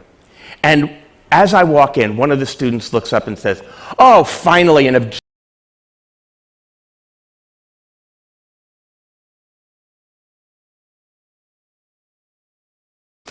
And so I asked her, could you literally carve some ears out of an apple for us? And she did. So I took her ears to the lab. We then started preparing them.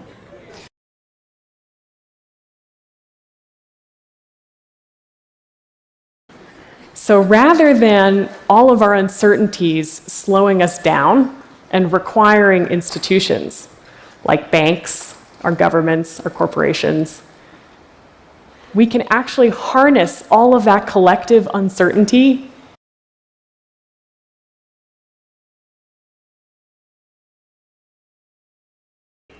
So the question that I'm often asked in companies is, boy, this gender equality thing, that's really going to be expensive, huh? And I say, oh no. In fact, what you have to start calculating is how much gender inequality is already costing you. It is.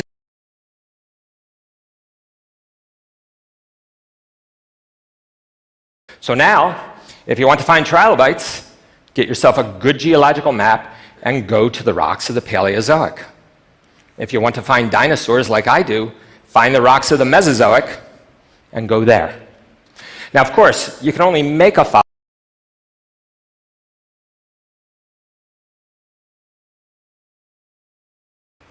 So here's what's happening.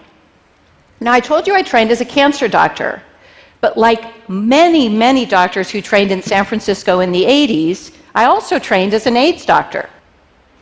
It was a terrible time.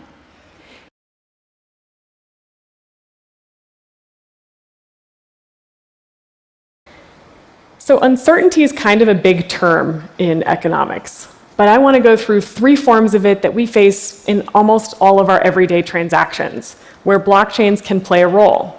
We face uncertainties like not knowing who we're dealing with, not having one another so that we can exchange value. Now, one of the first people to really explore the idea of institutions as a tool in economics to lower our uncertainties about one another and be able to do trade was the Nobel economist.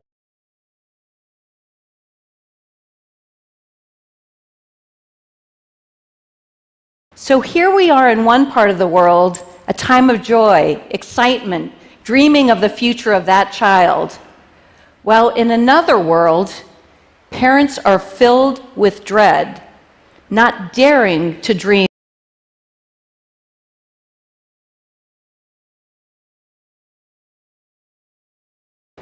So that none of us would have to look at her or be around her or think about her and her failure to keep living.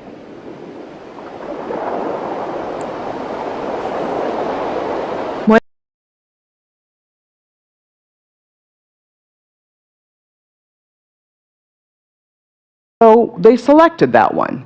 But to make sure that they did not lose the learning of the Builder from Scratch team, Bill asked 2 members of that team to join a new team that was emerging to work on the next generation system. Now, this whole process took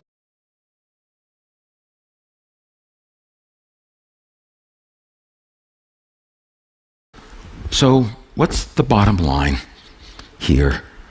The bottom line is we still live politically in a world of borders, a world of boundaries, a world of walls, a world where states refuse to act.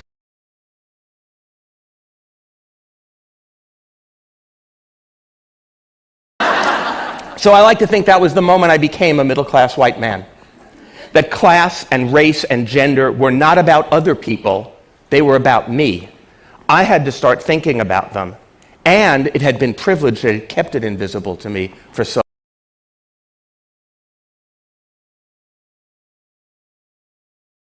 long. In America, not so much. In fact, I observed that America was fracturing into 2 distinct societies, a republic of dreams and a republic of fears. And then I stumbled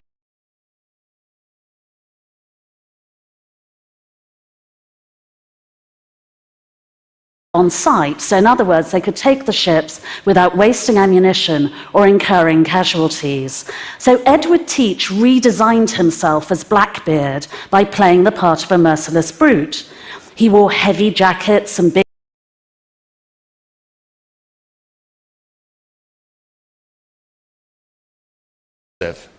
So it is good for business.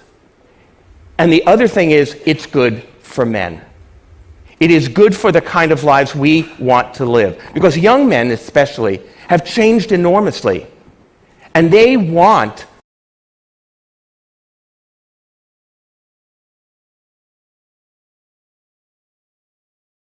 So let's take the first example, not knowing who we're dealing with. Say I want to buy a used smartphone on eBay. The first thing I'm going to do is look up who I'm buying from. Are they a power user? Do they have great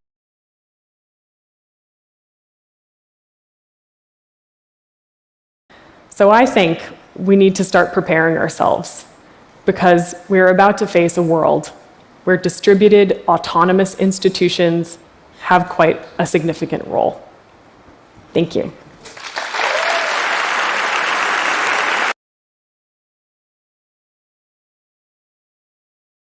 To build that, it's just you know, so woo, you know.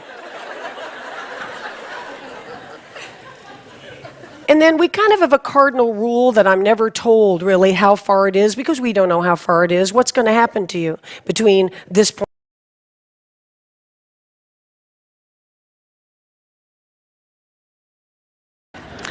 I love to swim so much that as an adult, I swim with a coach. And one day my coach had me do a drill where I had to swim to one end of a 25-meter pool without taking a breath. And every single time I failed, I had to start over.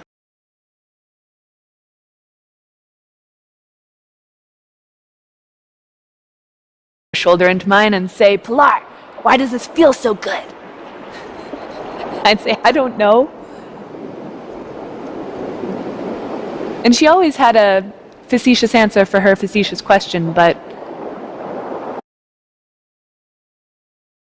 annoyed me because the answer is so simple. I said, we didn't pass through each other because elementary particles have mass, and because the space between elementary particles is filled with the binding energy that also has the properties of mass, and we've known that for 800 years. She must have been in one of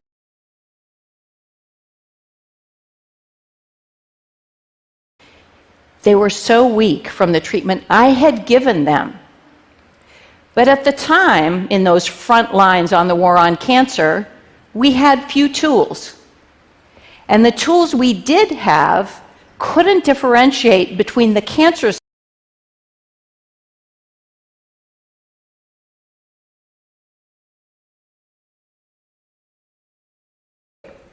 And the black woman said, I'm not so sure.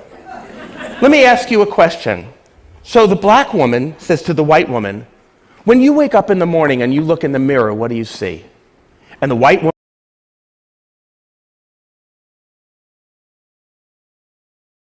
So he reasoned, like a budding American pragmatist, well, God wouldn't want me to starve, would he? And before long, in some months, Racerdin was that Olive Garden's highest grossing alcohol pusher. He found a man.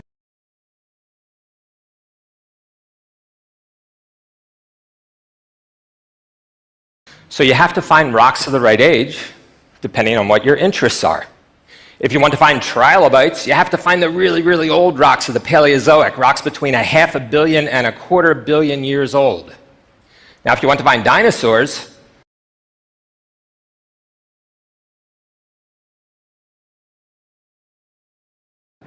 Early on, the teams were encouraged to build prototypes so that they could, quote, bump them up against reality and discover for themselves the strengths and weaknesses of their particular approach.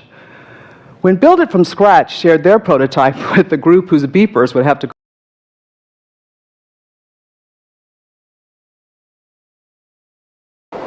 Our universe is built so that particles have mass. Without that basic constraint, we'd have just passed right through each other at the speed of light and never even known.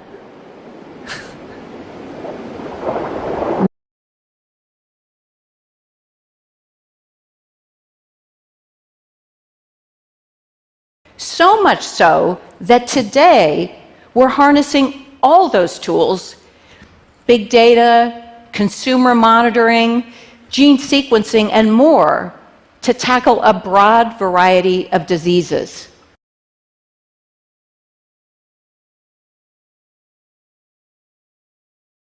So right now, what I'm asking you to do, I'm asking you to show courage. I'm asking you to be bold. As business leaders, I'm asking you not to leave anything on the table. As citizens, I'm asking you not to leave any child behind. I'm asking you not to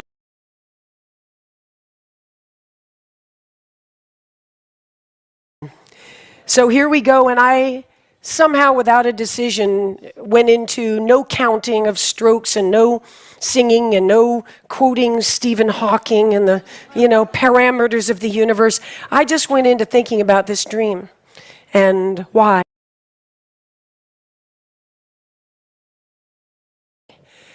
And so, of course, I want to make it across. It is the goal. And I should be so shallow to say that this year, the destination was even sweeter than the journey. But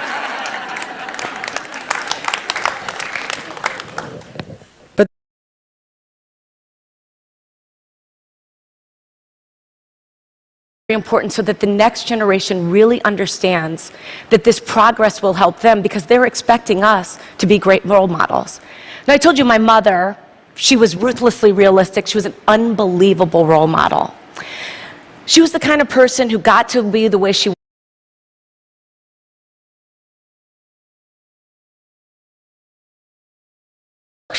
And so it becomes really hard to see transparently a product evolve over time. Using the blockchain, we can create a shared reality across non-trusting entities.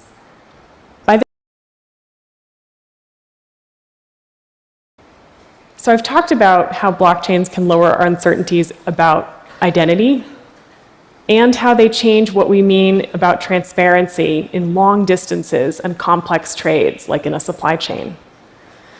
The last uncertainty that we often face is one of the most open-ended. And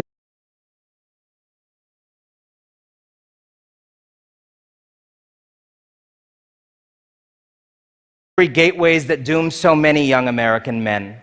Bad parents, bad schools, bad prisons. His mother told him regretfully as a boy that she'd been just $50 short.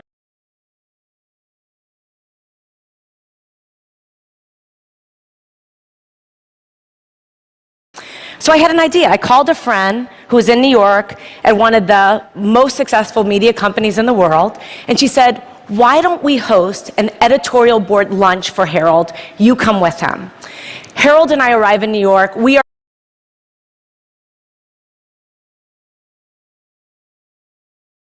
Why is it that her hand is so warm and the rest of her is so cold?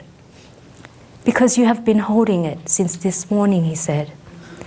You have not let it go. If there is a sinew in our family,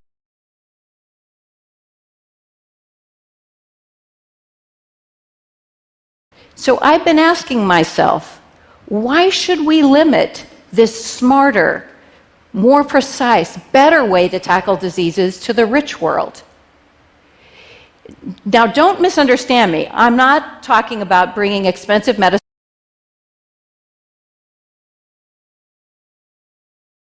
and his wedding in 2 months, so be it. Then, on September 21st, that tattooed man enters the mart. He holds a shotgun. Raisuddin knows the drill, puts cash on the counter.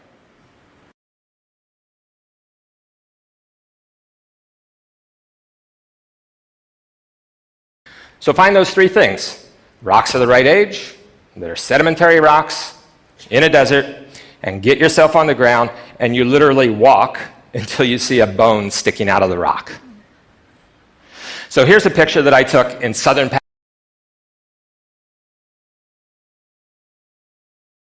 So why is it that Pixar, with all of its cooks, is able to be so successful time and time again? When we studied an Islamic bank in Dubai, or a luxury brand in Korea, or a social enterprise in Africa, we found that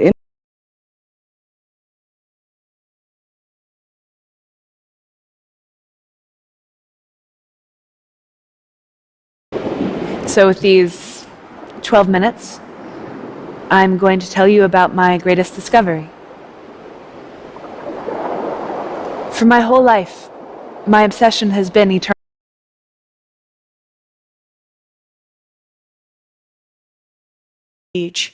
And I had, so many times in a very puffed up ego way, rehearsed what I would say. on the beach. When Bonnie thought that the back of my throat was swelling up and she brought the medical.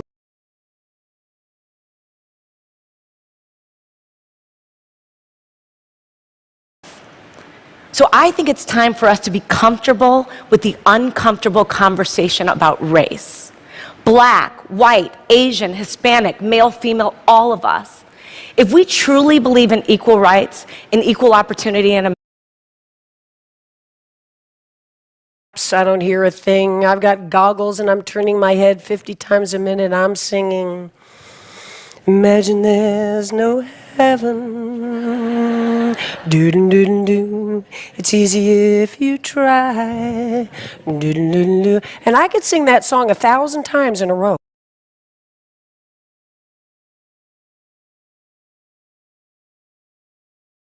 Recently, so I decided I would pose this riddle to them just to gauge the level of change. Well, 16-year-old boys, they immediately turned to me and said, it's his mom, right? No problem, just like that. Except for my son who said,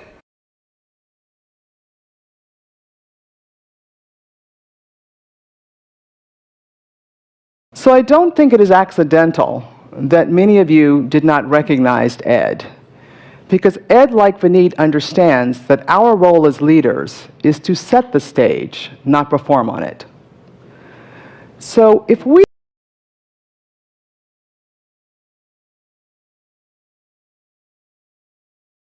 so warm, and the rest of her is so cold.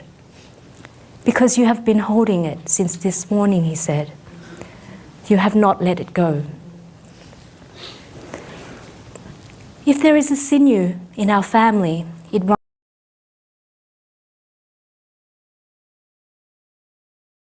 Thank you so much, my fellow citizens.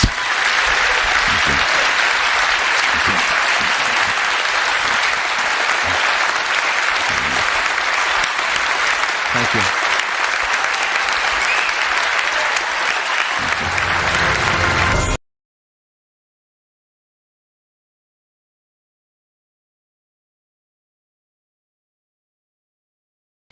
So today, I want to talk about a new approach, an approach that I feel will not only help us know why babies are dying, but is beginning to completely transform.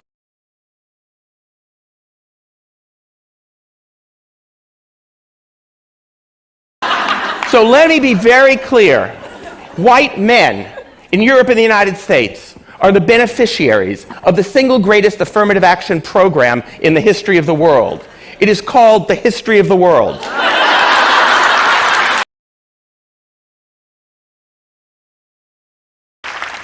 So, I live in two different worlds.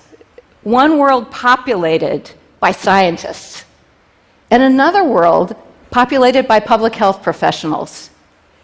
The promise of precision public health is to bring these two worlds together. But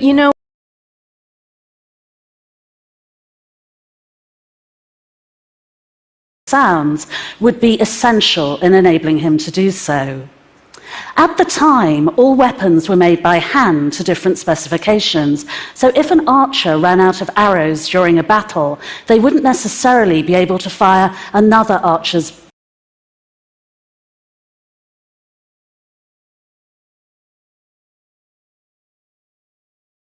And so the question is, how can we create a world in which mayors and the citizens they represent play a more prominent role? Well, to understand that, we need to understand.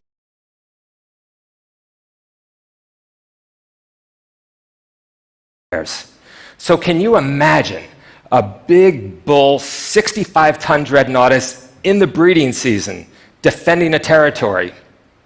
That animal would have been incredibly dangerous, a menace to all around, and itself would have had nothing to fear.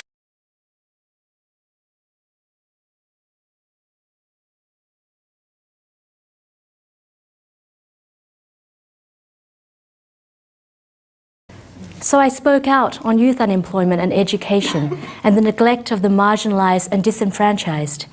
And the more candidly I spoke, the more I was asked to speak.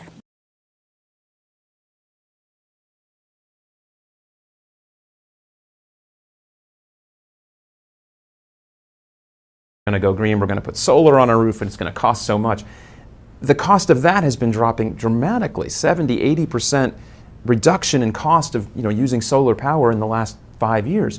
So using solar power in the last 5 years. So the economics have shifted.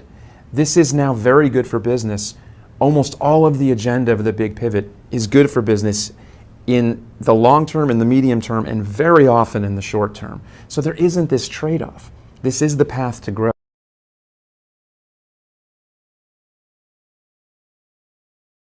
In the long term, in the medium term, and very often in the short term. So there isn't this trade-off. This is the path to growth. This is the path to innovation, to building your brand, to cutting costs, and to cutting risk. All the value drivers that you can create in business, this pivot will help.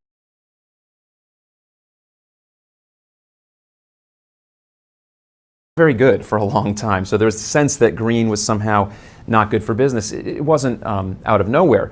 But that's really a dated view. We now have a situation where the challenges are so vast and the world is changing so fundamentally that the only path we have forward is to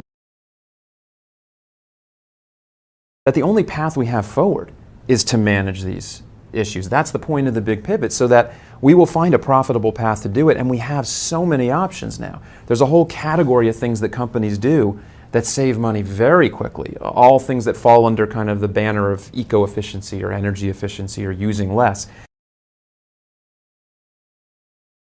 I mean, in part, green is about doing more with less. That's just good business. And so that part of the agenda has become much more normal in companies, and they're finding ways to cut costs dramatically. That's the easy stuff. But we're now finding even the things that seemed very expensive for a while, like, say, going to renew.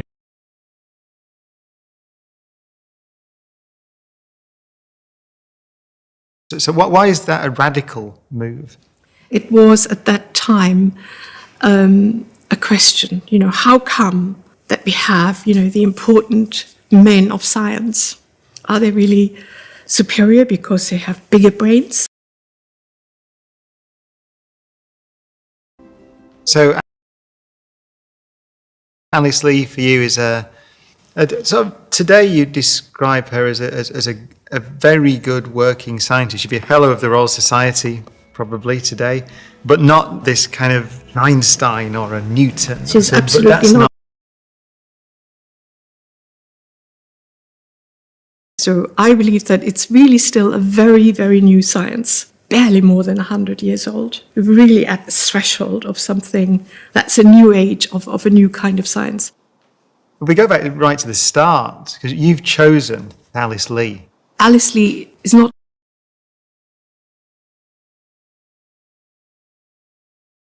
leading. And so I think the real challenge for the country, not just during my presidency, but in future presidencies, is recognizing that leading does not always mean occupying.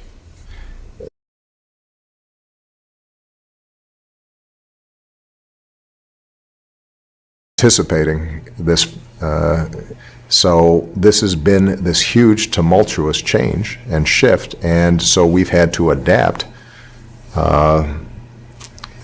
even as it's happening in real time, to some huge change.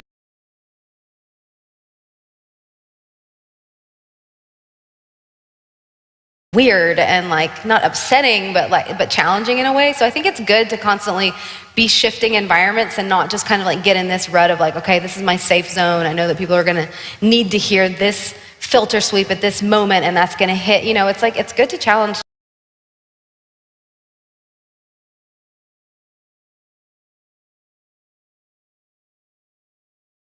So when they're making an argument for let's lower the corporate income tax, let's lower taxes that I have to pay, let's expand corporate loopholes. They don't use those words, but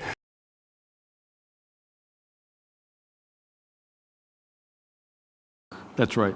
So take us through what that happened, then I want to explore your view of today's world. Right. But what did you do then?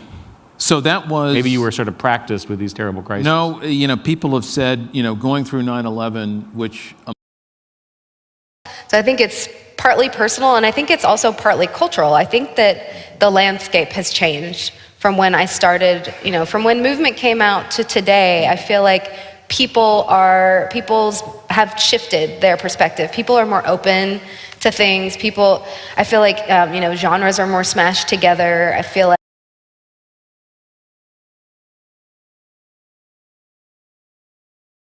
signal and having all of these other messages embedded within it. So if you do want to peel back and you do want to find the other layers, you can. Yeah. It was seeing the last slide with the installation with the animals running. I love that idea. That was hit. They were the first ones that perished. So you can imagine the emotion in the room, the emotion that I felt personally. And what I said to the group at that time was, first,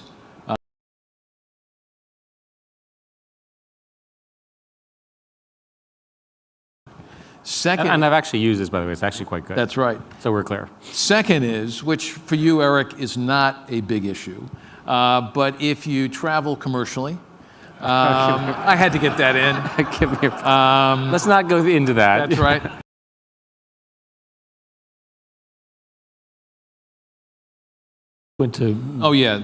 Everything volumes went negative, credit losses went up. So you talk about the affluent segment.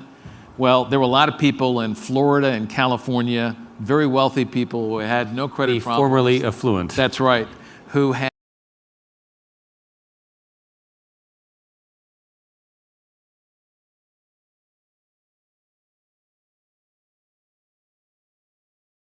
inequality that get translated into ever more political inequality. So my view, the only way we're going to break into this vicious cycle is if people come to understand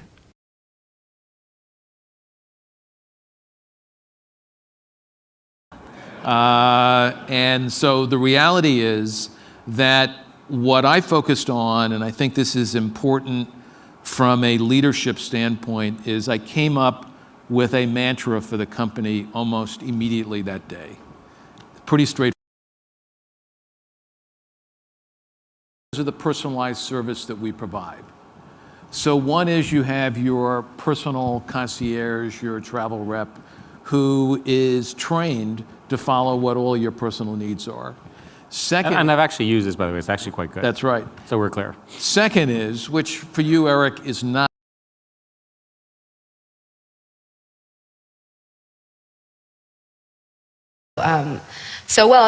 that's been a process also, being in a partnership and a creative partnership.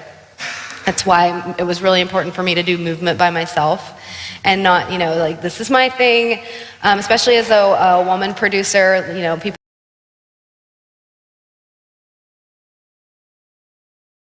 And get that out to the company.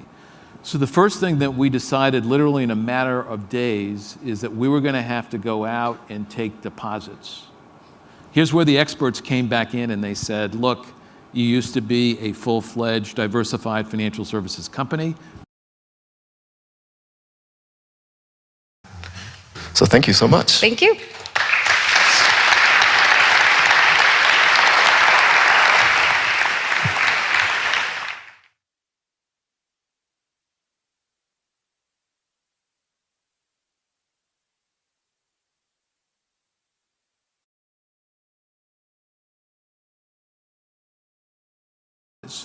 So I, in fact, went out to the organization and said, one is, look what's happened. We've been able to raise deposits. That Stay Liquid is working. What's also happening is our customers are loyal to us and they are staying with us. But what we also had to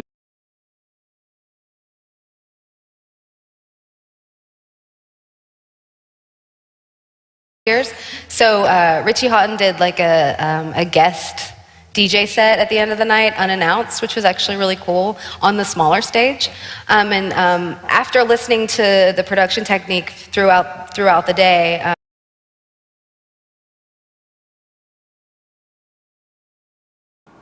so our balance, in fact, you don't charge interest normally, except on our our revolving credit product, and we do have what's the name of that? We have a range of card products. And one of the things that we have done dramatically since the 80s is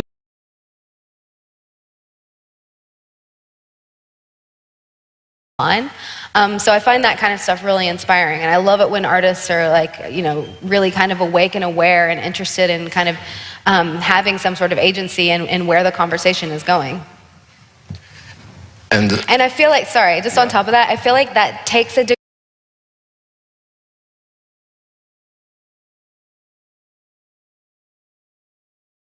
industry or another that can't be justified in any economic terms. And so that's where we coined the term corporate welfare. It's caught on, and because it says it's a subsidy.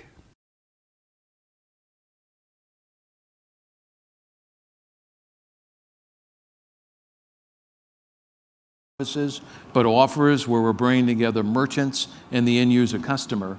So what you're going to see is, in fact, a company that is not dependent on a form factor, which is the other point I've made inside our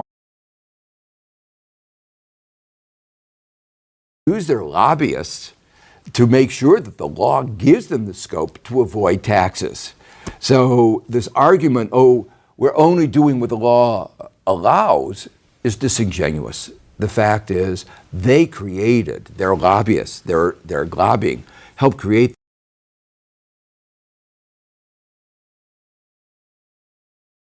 it. And so this I'm thinking, so, and which also makes sense in this idea of the ways in which a sound can carry so much information in and of itself, the way a sound carries a politic, right? Even at the sort of the most abstract.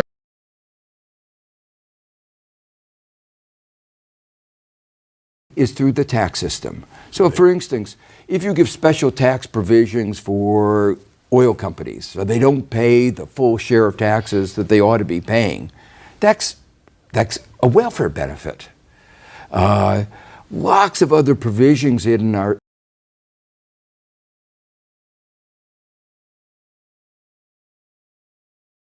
money now going into our political process, as you know so well, to reinforce this tax code. That's right, reinforce a tax code which has led America to be the country with the highest level of inequality of any.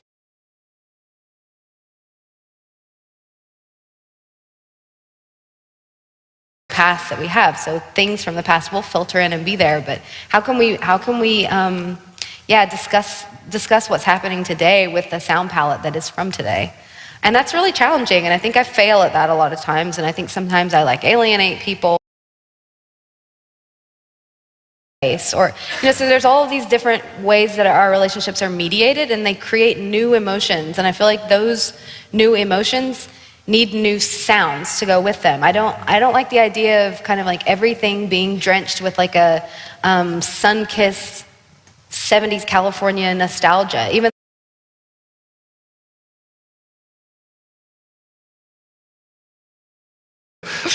and so I guess it's how do you think about navigating those different spaces, creating a work that draws on multiple histories, multiple performing contexts? How do you negotiate?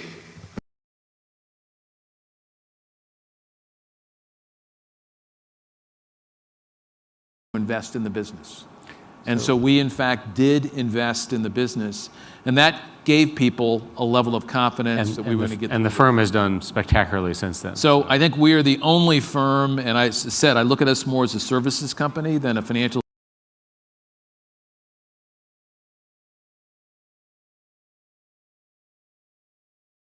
Loophole they're using in our tax laws is actually legal. It's so simple and so lucrative. One corporate attorney said it's almost like the holy grail of tax avoidance schemes. My attitude is I don't care if it's legal, it's wrong. Now,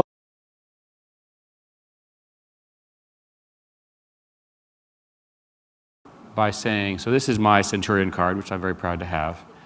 Explain to me why I should want this and why everybody else wants this. What's the secret that got this to be so successful? Here's what's important about this card, and I really am now, glad, you can't take Eric, that.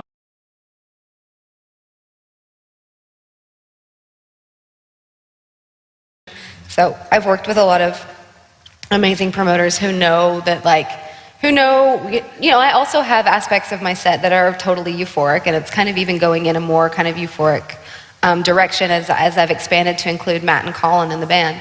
But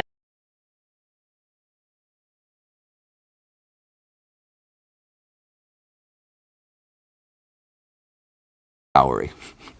So we've created a corporate system in the United States where the CEO's pay is related to the shareholder value.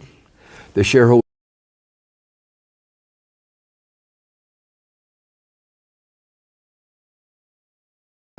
inequality. You know, in the first 3 years of the so-called recovery between 2009 and 2012, 95% of all the gains went to the upper 1%. So the American workers are not participating.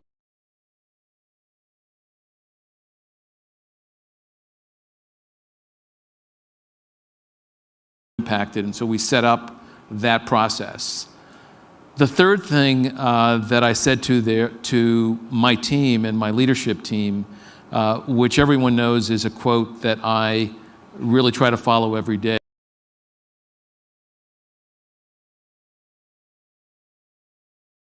So I'm like, okay, so I guess it is hierarchical. But I don't feel like the process is like that. I'm not going at it like that. You know, like, for example, the piece Unequal that I wrote with Colin, who's here, that was us just sending each other ideas and files over the internet, and it was just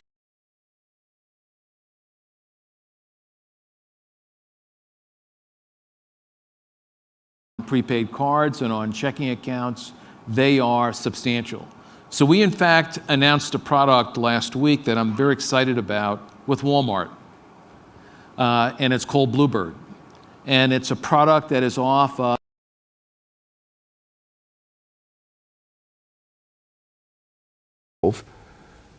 95% of all the gains went to the upper 1%. So the American workers are not participating in it, and the reason they're not participating is there's just not enough job creation here at home. And so this is a way of trying to incentivize.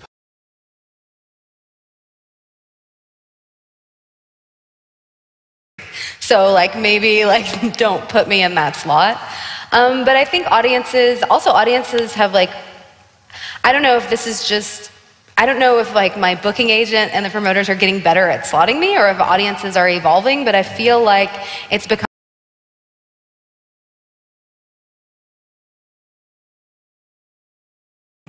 So I want to sort of use that to bridge to 2008. Okay. So you're in Manhattan, you're in the center of all of this, and Austin can help with the timing. Basically what happens is you have a series where commerce is going is only 15% of our revenues are generated by spread. So the difference of the cost of funds and the interest charged. That is very different from a traditional bank card where 75%. And so I'm just kind of curious about how you think about that, like these longer arcs when people are following your work. And like you said, you know, like what is maybe singing is a very vulnerable thing for you, but. Yeah, I think that's a really interesting point. I think there's a lot of factors that went into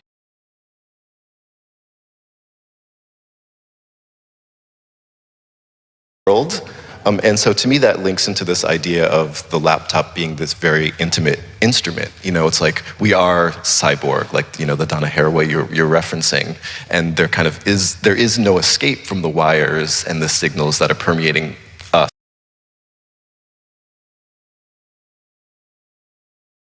motion so that we can actually have some sort of say in the way that things are going. Yeah, absolutely. I was having a conversation about science fiction literature with a friend, and he was just like, it's 95% dystopian. Yeah. You know? And this wasn't always the case. If you look back to the 60s, people are writing these books envisioning a totally...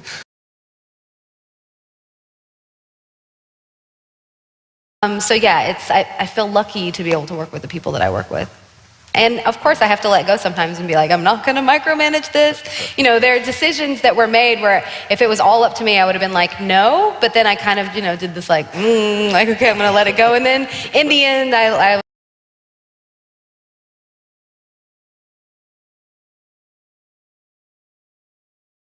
They're willing to take, but not to give back.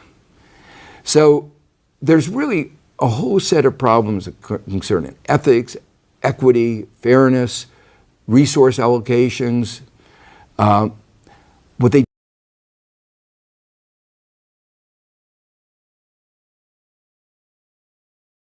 and then sometimes it can be so obtuse that it's really, you know, I've had like very specific ideas of things that I wanted to communicate, and then trying to do that with a synthesizer, I'm like, how do I get this across with like this tool? So yeah, I think it kind of goes both ways. Sounds are